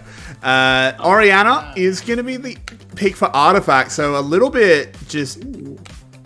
I mean, it's good, preparing with the Hecarim. And Cerberus rounding it out as well. How would you want... What's this 5th pick going to be? Never mind. Secret. Yep. I'm about to say... Into Graves. Yeah. Yeah, into Graves. Not to mention, also, you consider the 4-person squad that they have on the bottom side of the map with, like, basically a totality of a team fight in its own right. Together, a Hecarim, a Rakan, and Oriana, and then throw a Xayah into the mix as well. And all of a sudden, you have chaos for a 4-on-4 fight for pretty much anything. So, side lane pressure, specifically from Hero, now it's not the Jace who has to scale up for team fights to be this poke menace, but instead just kind of gets to do his own thing and also be great inside of team fights when the time comes if they absolutely need him to be. It's a great selection, I think, from Team Secret. And it's something that Hero, I think, shines on quite a bit more than what the Jace was in the previous game if they play a similar style. I'm going to follow up to you immediately. Is it good enough to beat Cerberus? That is a great question. I prefer this composition, actually, for T-Secret than what we saw in the previous game. I think it's good into everything that they have brought out on the side of Cerberus. The problem is, nameplates on, it's really difficult to guess against them, especially when Yato gets Ahri and Artemis is on Jinx. Those are just, like, super quintessential champions. I'm going to call Team Secret because I like their draft quite a bit, but I can't imagine that they're going to beat Cerberus here. The reason I'm calling it is because I like the draft a lot better. And I'm actually hoping really heavily, this is the one prediction, I want Poss to build my Gordringer. Boom. All right, fair enough. That is a bold call. Marby, what about you? What's your thoughts? Yeah, I would like a little bit more of something that can deal with the Ahri and sort of shut it down. So I don't mind the Oriana in sort of isolation, and I think it fits into the comp very nicely. I just would have liked an answer to the havoc that Yada's going to cause. I'm going to still throw it to Cerberus, because there's nothing really preventing them from popping off, but keep an eye on Tryndamere. Tryndamere can always ruin a game. Tryndamere ruins lots of games, basically every single one that he's in. But Marby, thank you for your input. We'll be talking to you after this game, or before the next one, depending on the results. Myself and Rebel Fox bring you all the action here in the VCS as we go on to Summoner's Rift. And as you can see up in the sky, it is Cerberus taking on Team Secret. Nothing, no flashes being burned early in this game. Not this time. Nothing too crazy about this game. The Ahri not getting punished basically at minute number 1. I really, really, really hope that Poss builds Gordrinker. I've gotten to see it exactly 0 times, but I know that it was absurd for exactly this patch and no other ones in the future. And against a Tryndamere specifically, if you build Gordrinker, then you can have fun ruining a Tryndamere's day because it gives you better sustain than what like a shield bow might. When it comes to the pure on-hit damage. So, you know, if Tryndamere gets on top of you as Graves, usually you go, oh no, Tryndamere. But then you hit Gordrinker, and all of a sudden the tables are turned, because all of a sudden you've done some damage, you've gotten a massive heal back in your back pocket, and then you can try cutting him out afterwards immediately with the rest of what you got in your kit. So I doubt it happens, because Poss seems like the kind of person that wouldn't actually build that, but it would be really cool to see it happen. Sure would be, if he's aware of the tech. I certainly missed that. So we'll have to keep an eye on the Graves build. Always good to see some variety in build paths. Artemis have gotten the early crash, unsurprising, even up against the Lover's Lane. What do you think makes them value this Xayah so highly? You mentioned the concept of the self-peel, which makes a lot of sense, but do you really think that's it? They picked it R2. Yeah, I think it's, again, the thing that actually sticks out to me is that they banned it away when they first picked Jinx, which makes me think that these teams have figured out that, like, the Xayah is good into the Jinx. For the lethality build primarily, because obviously it's the area that's come out. Wow! Oh, Artifact, you absolute menace! That's a solo kill. That should not be happening. This is a level 2 solo kill. What happened in mid lane to cause a level 2 solo kill? With no ignite? What on earth? How has that happened? We need a replay. Yeah, I really hope we get one because I really want to see what happened right there. Although I wouldn't be shocked if they were caught sleeping completely, even the auto replay attacks, ops, right? because how are you ever going to guess that that's going to happen at the beginning of the game? Not only a solo kill, but an Orianna getting a solo kill at the beginning of a game is kind of insane. Penguin moving in, wants to secure his blue buff, does it well. No, never mind. I think Fook did steal it away. Yeah, he smited it to like 8. And then Fook managed to follow up with one of his own. Zhu Hao is here. Currently, Cerberus have the numbers advantage, so we need to be very careful. Sorry, Team Secret have the numbers advantage, I should say. Cerberus need to be careful as Penguin, dancing in and out, manages to survive. Artemis will get excited. He's still throwing rockets in, and now Yado's arrived with a charm. It's a burger flip in the bot lane, and currently McDonald's is making its money well, as they've picked up another kill. Team Secret are getting cleaned out. Zhu Hao low, Yado lower as he goes down. Now it's on Artifact. He could pick up a lot of kills here. It's a double. It's double buffs. So close, passed around during the course of that fight. Both Cerberus and Team Secret go back and forth quite a bit, but it is Artifact once again making himself known on the bottom side of the map to be able to claim that win for the side of Team Secret. So close was Artemis to being able to take over, so close was Yado to being able to take over a fight like that and to just win out in the process, but unfortunately not able to do so. And now just about every single summoner on both sides is completely burnt off the table now. I loved what Ron OP did to start this fight because it put Penguin into the wall. It was a lot of CC, and it got Artemis. He was so close on that auto attack to getting that kill against the Hecarim. That would have set him off on such a good foot. Here, Yado threw a Q that I think was mispositioned. It took so long to kill Eddie, and that little bit would have probably made the difference between one extra auto attack on a Zhu Hao and not the extra auto attack on a Zhu Hao. And that probably would have made the difference, at least up until this point, where Artemis ends up throwing last rocket into him. It was a very small game of slim margins that ended up getting won out by Team Secret right there. Large part of that due to level differences off the back of that blue steal that came through. Cerberus taking a bad fight right there, getting the bad end of things. Yeah, for sure. It really was just a game of inches. That Airy... Wait a minute. Airy on Zaya? Yeah, that's the lethality rune that you usually go for, which true. is weird. Yeah. It is very weird. It always catches me off guard. Yeah, that's fair. But yeah, that shield came in really, really clutch, and now they have a 3-0 Orianna at 6 minutes. This is the VCS we know and love. This is fantastic. This is the burger flipping. This is the not waiting for 15 minutes to actually start fighting. This was just an immediate play in the entirety of the game. And Cerberus is willing to take it, I think, as a combination of both hands difference, but also just, they're confident in their abilities. They're up a game. They're up quite a bit in terms of game score and things. They're trusting in their ability to actually accomplish quite a bit. And perhaps a little bit overconfident. The one thing is they did put Hecarim behind. Bottom lane, there's a bit of action, but I think this is going to fizzle out, or at least it should. I don't think it will, as in they go, and Artemis goes down. Ron OP, I think, will be following him as well, because Eddie's been chugging some pots. So yeah, these birds are going to get themselves a steak.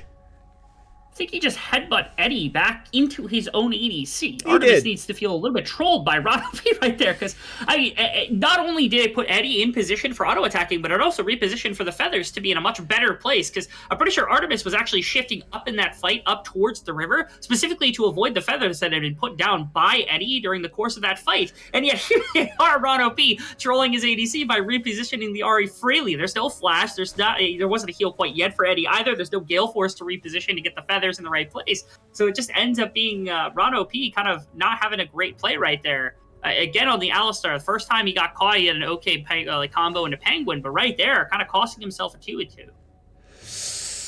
Yeah, we'll have to get a replay to see how disastrous the Alistar play was. Oh, no. A Penguin! Go! No! Oh, no. They're going in onto Artifact, though, so they will be able to get a shutdown there. So, a good firing back by Cerberus. But, Penguin, you should have stolen that buff. That was a clanger. His entire jungle? Caught out. Oh, actually, yeah, he should be going down. There should be another kill for Fook. Yeah, the Lee Sin doing well. Nice. Extremely well played right there. Good job by Fook, who, I mean, all things considered, with the rest of the map going the way that it is right now, Fook is actually having a decent game, because you've seen 4-kill participation. It's 100% for the entire map. Got the Ari out of the hole that Yato was sitting in at the beginning, with the 3 kills going on to Artifact, and right there as well, punishing a bit more of the map, trying to help out the bottom side to the best of his abilities, and putting Penguin in a pretty decent hole, because right now the Hecarim, really low econ compared to what the Lee Sin is at, and very low econ for this point in the game. 39 CS at this point for a Hecarim is kind of like really low. What on earth did you just do, Zuhao? Maybe he thought Fook 1 wasn't around. Maybe he didn't think like Ron OP was around. Maybe he W'd.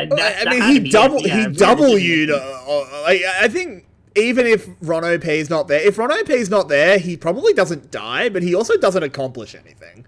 So why take the risk? I don't know. I mean, he is playing Rakan. Rakan's, a bit of a himbo, so he's just playing into it. I suppose. That is definitely a possibility. Nice Rift Herald take. They were able to recapture top river, and they were able to push out mid lane as well, so that's kind of nice. They've actually full swapped. They've given Xayah complete control of bottom wave, and the return is that Artemis is going to come up to top side and start putting some damage into top tower. They haven't quite yet got the Alistar up there, and I'm guessing they're going to try to put the Rift Herald top as fast as possible here, but there's no defense to bottom lane. They have only bled out plates to Eddie at this point, which is a little strange to me. I'd like to see this play get accelerated so they don't just lose the Rift Herald for 2 plates and have Eddie end up winning the play for everything. Yeah, it's not like they can dive either. It's a Tryndamere with backup. They actually need to be careful because Artemis could just get choppity chopped. Ron OP's level 4. 9.5 minutes into the game. They go in with the headbutt pulverize. There is a lot of damage. They're going to force out the Undying Rage, but now Penguin moving in. Fook 1 taken low, but Cerberus actually played that really well to make Secret use resources, so they will get the safe Herald drop. If they want Hero burnt the ultimate, and Penguin still has the ultimate, but again, they're so low that it might not be an actual play to come through. There we go. They headbutt the Hecarim into the back line. It's very dangerous, but it doesn't hurt them too much. Just a 1-for-1. Good charm out of Yato. They go in onto Artifact. The Shockwave is a sombrero. Penguin is on a sliver of HP. He gets zapped. As Artemis picks himself up a kill. Cerberus, the decision-making I don't think was perfect, but the hands are still good. Really solid from Cerberus to be able to win out a situation like that. Again, I love the beginning of that play where they're able to deny Penguin immediate access. They denied Hero's ultimate from actually having an effect. And because of that, now you get to trade potentially. That's pretty rough. Zuhao's actually going to find an engagement on Artemis. Hero's not interested, not without ult. No. Not surprising either. The problem is this wave's pretty scattered. They should be able to kill the Rift Herald off, so it is not a tower. So they did trade any exclusive gold on the bottom tower and first tower gold in exchange for everything that happened on top side. So they did even up the kill count, but they didn't, I don't think, get as much gold into the carry as they would have wanted to right there. Artemis did get quite a bit, but Eddie, of course, being the massive beneficiary here for the other team. And this is where everything kind of started, or at least the back half of where everything started. I want to see. Okay, the Glacial was actually really big from Ron OP. You could see how long the Hero and Penguin spent on that. So it was not only the slow, but also the damage reduction.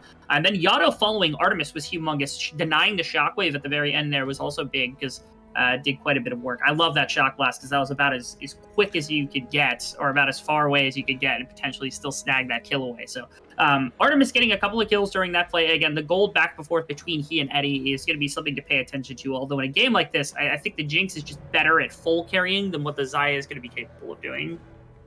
I agree, but still, Eddie has been a good player for Team Secret. He is set up for success.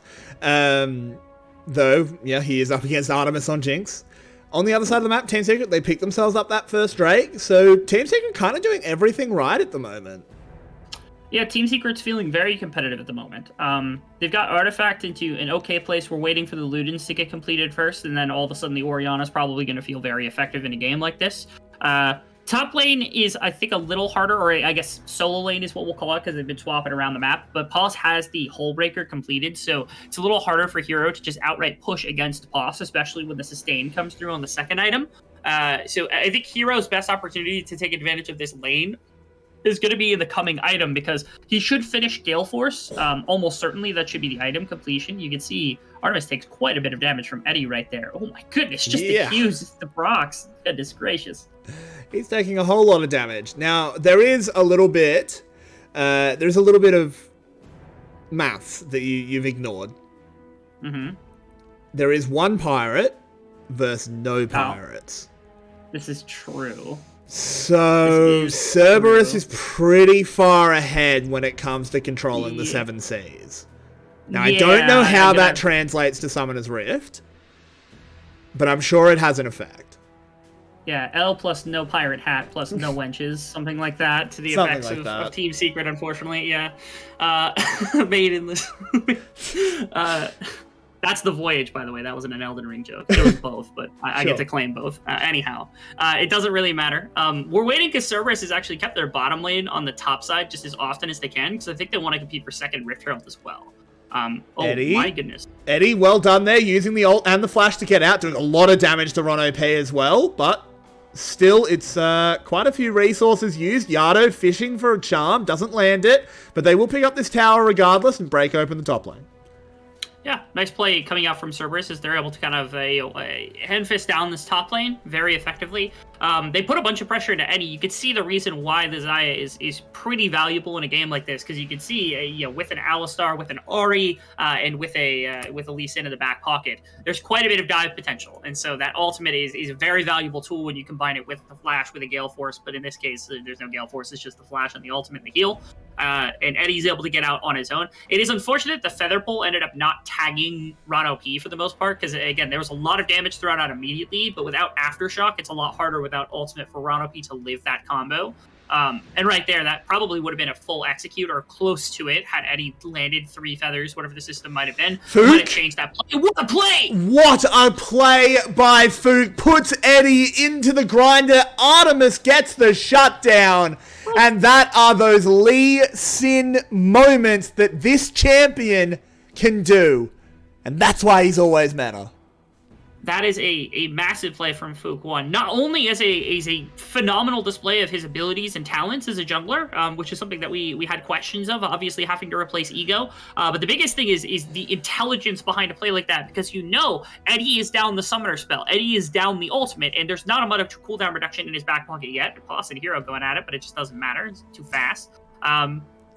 But it's such an incredible play coming out from Fook One right there, because again, it's the punishment of the defensive summoners and the defenses that Eddie burnt on the top side that are getting used against him. Because otherwise, a play like that doesn't happen. You press ultimate as Xayah, and all of a sudden that play completely gets thrown out the window, and Fook One's just behind enemy lines way too deep. But in this particular sense, his ability to punish that kick the Xayah back into his own team, really effective. Very, very smart stuff from Fook One. But they do. Hero walking these minions in. Poss still just playing Weed Whacker. This is Graves. He kills minions, and then he kills more minions, and then he kills some more minions. We have a fight in the jungle, though, as Rakan has gone in. Artemis has to kite this one out, but does it well. Heroes already pressed the ult, so they're just buying time. Ron OP, good flash. Fook, again, finds Eddie. Uses the Feather Storm this time, but he's between 2 towers. Has Poss moving in on him. Artemis, play it safe. They do it well, and they've cleaned up 3 kills, Rebel.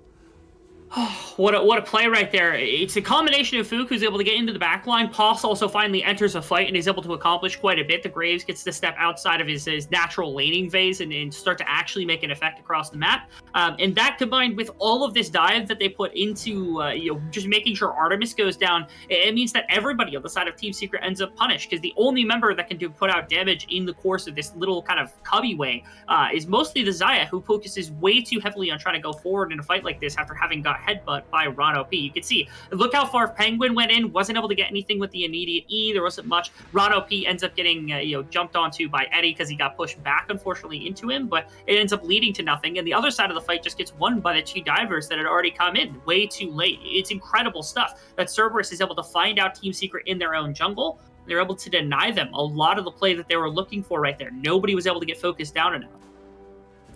But they weren't. Poss will manage to get back. Hero can't stop him in time.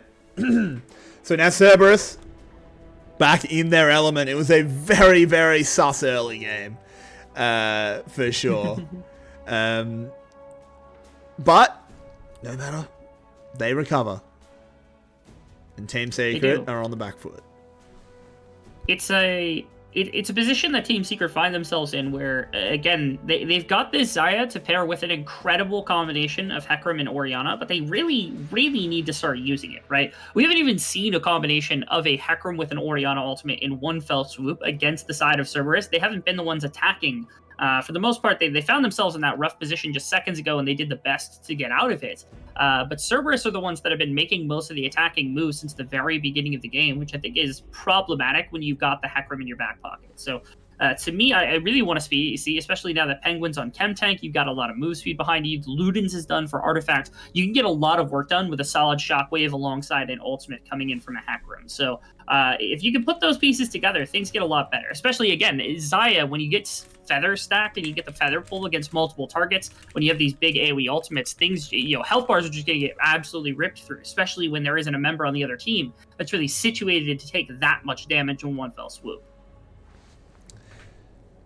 So, Team Secret. Is the Tryndamere split push a win condition? Or does Graves neutralize it? It seems like Poss is doing fine neutralizing it.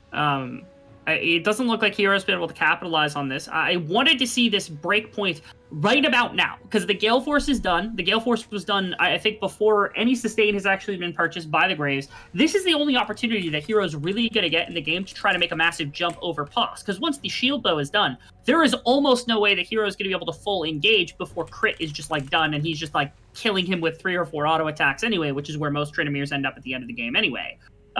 So it's a position where Poss feels like if he gets to second item, he's going to be able to stall through second item, and at that point, the split push is just too late for the Tryndamere.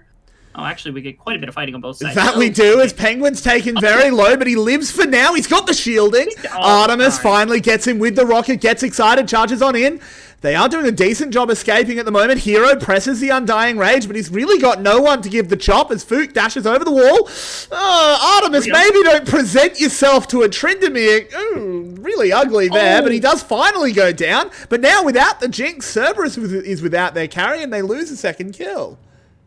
Yeah, 2 for 2, all things said and done through the course of the fight. I gotta give props to Hero, who survived much longer than I thought that they would with the ultimate, just because they pressed it in the middle of the fight. Everybody wasn't expecting it. Dropped the Lee Sin enough health to be able to kick him out of the fight. Ended up finding a kill up against Artemis, which I think is pretty big. The only thing is, like, Hero, if he dodges the last Q and gets out of that fight, that ends up being a massively winning situation, but unfortunately not going to be the case. But you can see the power is there. Like, Team Secret isn't completely out of this one if they're able to get their members together. How long did it take for Penguin to actually fully die? It took a lot of expansion for Cerberus to be able to fully capitalize with the amount of space that Team Secret can actually own. If they've got the ball positioned and they got the feathers positioned correctly, it's really difficult for Cerberus to encroach upon the space of Team Secret while those cooldowns are available to punish them. So it's something that Team Secret can definitely continue to play around. I love the way that they just did inside of that jump.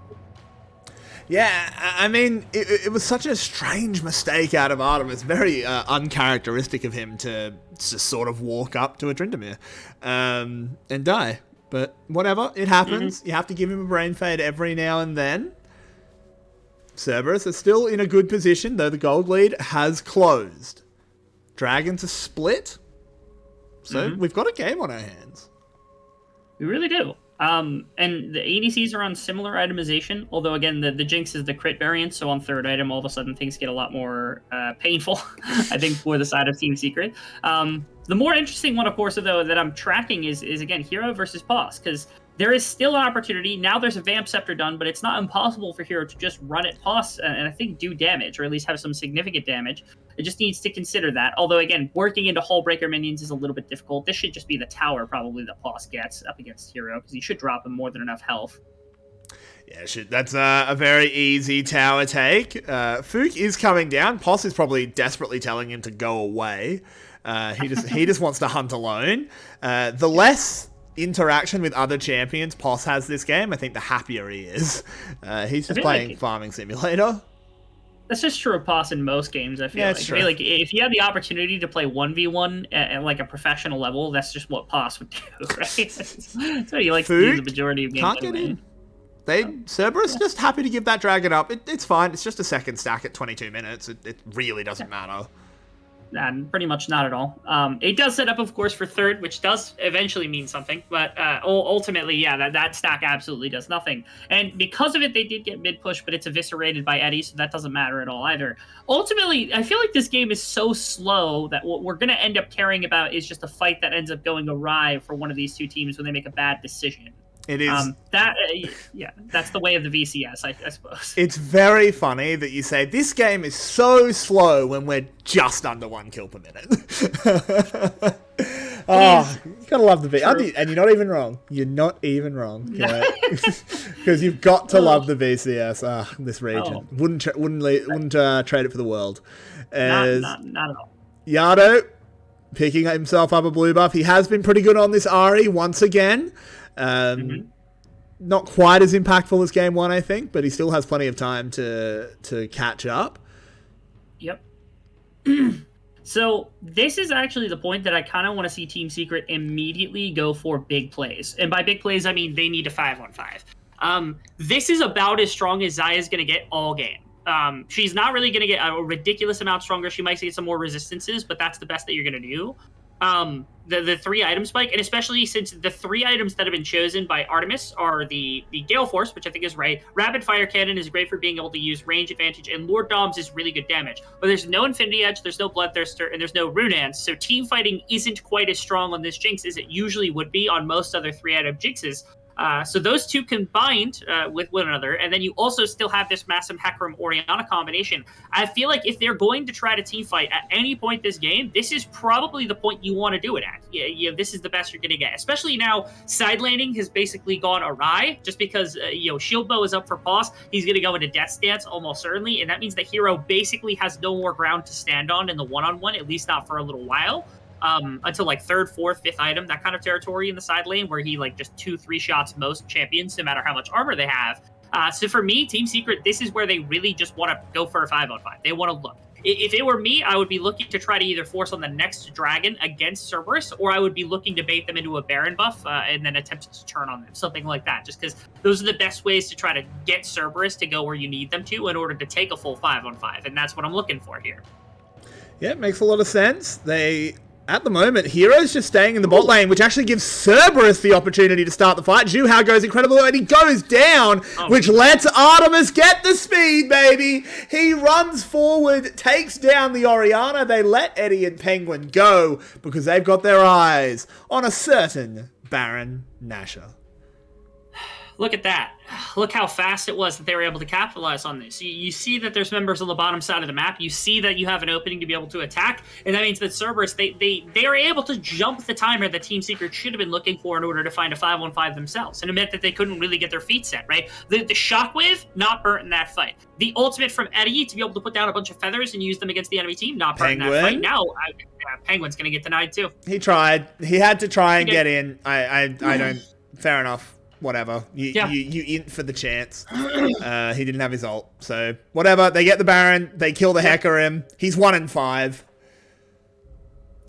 Game 1, they actually had flashes of keeping up with Cerberus. So far in Game 2, it's been Cerberus all the way. For the most part, yeah. Biggest one being, I think, Fook 1 has been absolutely nutty in this game. Look at it. 15 kills, 16 kill participation. I know Fook 1, I think, actually won the award last game from VETV to get the MVP, and I would not be shocked if they gave it to him a second time, because it's just how incredible the performance has been. The very early game wasn't phenomenal from Cerberus, but it was Fook 1 who just kind of dragged them through the very beginning of the game.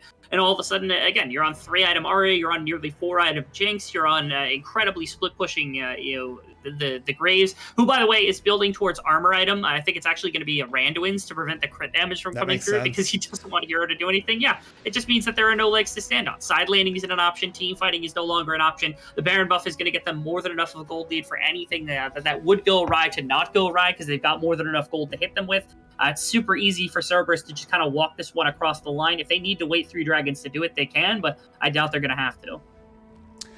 Yeah, I really doubt they're going to have to. That would almost be a huge failure of them if they do, as Hero is trying to make something happen, but honestly, this Tryndamere is not doing that much damage. And in the meantime, Artemis is just taking out the tower. Ron OP gets hit by a shockwave, but he doesn't care because he hits the big headbutt pulverize.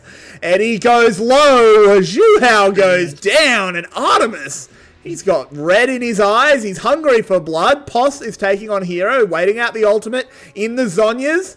Can he actually get the kill? No, he can't, but Penguin can. Well, the rest of Cerberus move over, but they don't get anything more.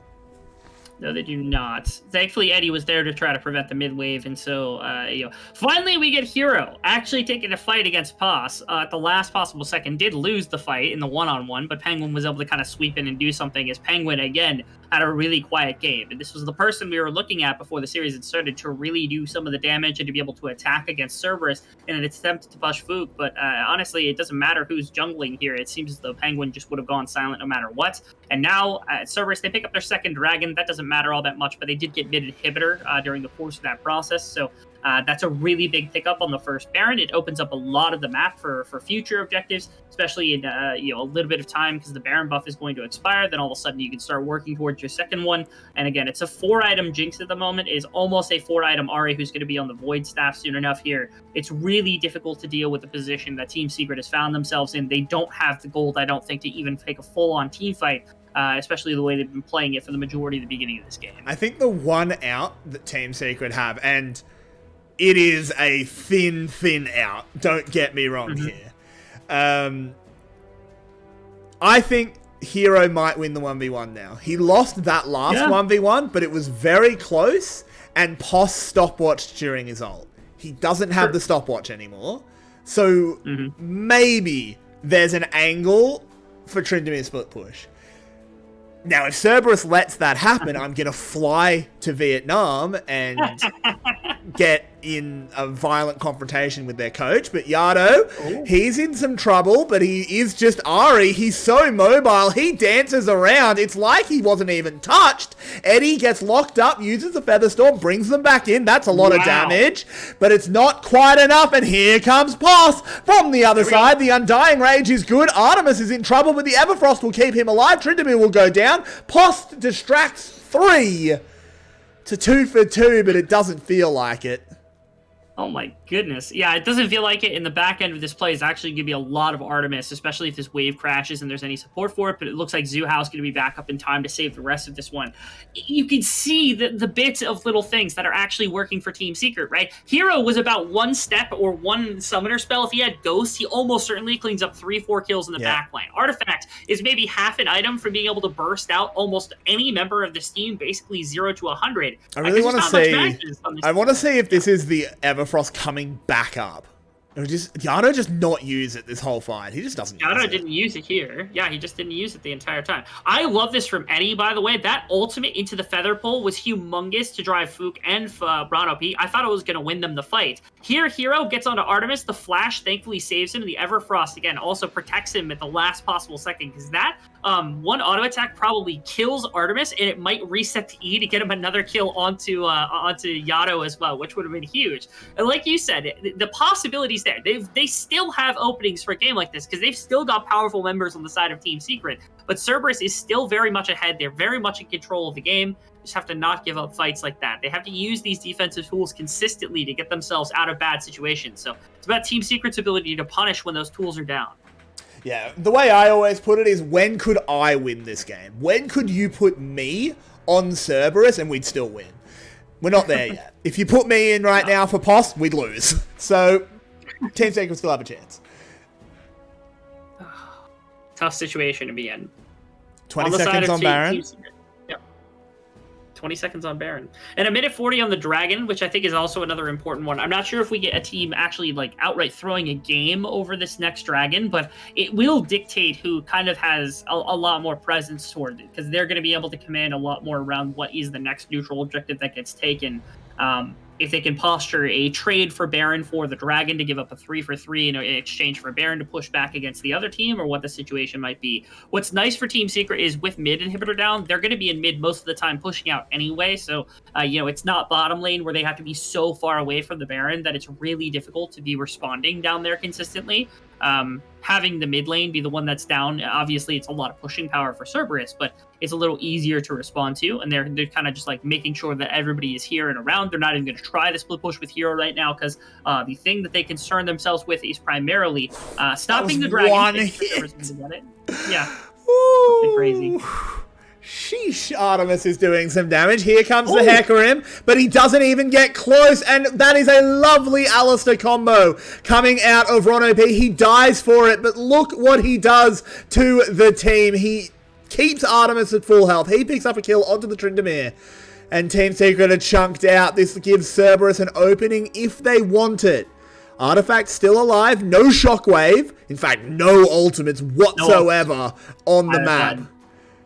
But there is still a Jinx, which kind of counts as, I think, Cerberus's ultimate at the moment. They gotta get in the pit right now. They do. Fook is going very low. He's got a GA. There goes the Rakan, and there's the Baron secure. Well played there from Cerberus. Now Fook wants more. Can't tag Eddie, though, so he should be able to walk away. But Cerberus, nonetheless, claimed the big objective. Getting extremely close to these fights are getting much closer, right? They are. This Baron buff is a lot bigger than the Dragon is about to be, only because the next Dragon is going to be forced upon Team Secret, but they are comfortable taking a 5-on-5. Getting into the right position is going to be a lot harder, since the Baron is going to lead to probably mid inhibitor falling once again, if not even more happening across the map. But Cerberus, you can see that they do have to do quite a bit of dancing. They look like ballerinas around fights, just because Team Secret has to keep them on their toes consistently with the positioning that they're taking. Right, Artifact is doing really well at making sure the ultimates are going to tag in the right place. Penguin is throwing his body into the right place, kind of drawing a mild amount of attention, but he is extremely bad in this game when it comes to gold. I mean, he's tanky Hecarim, but he's not really tanky Hecarim. He's basically glue Hecarim, because he just gets absolutely shredded on the way into a fight. At best, he's ball delivered for Artifact, and I think they have to use him as such, because I don't think you can wait for Hero to get into a fight or Zuhao to get into a fight. You have to use those members more effectively to kind of make up for the fact that Penguin is just going to be shredded on his way in. But I actually do want to give some credit to Team Secret. The fact that they're still in this. We didn't expect them to take a game off Cerberus. I don't think anyone did. The fact that they're keeping this game fairly competitive, not in the gold lead department, but when you actually watch them fight, it looks all right. That's impressive, no doubt. There's some improvement from Team Secret, as Penguin had to burn his ult just to get away there.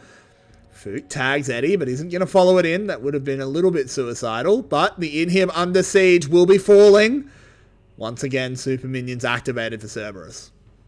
Yeah, top wave is a little further out, so Yato has to go push it. This should be the opportunity for Team Secret if they wanted to take one. I feel like they would have had to force a fight right there as Yato pushed in the top wave, but it seems as though they might be comfortable just giving away the top inhibitor tower, if not the top inhibitor outright. So they can compete for the next dragon, because that's going to be a minute until they come, or 3 minutes now until it comes up. It's getting tough to actually deal with this if you're Team Secret. They've got enough with the Feather Pole to be able to do quite a bit, but your wave clear is tied to a lot of your powerful abilities, and so it's difficult to clear these waves very effectively. You're going to have to look for a fight almost certainly to stop Cerberus here.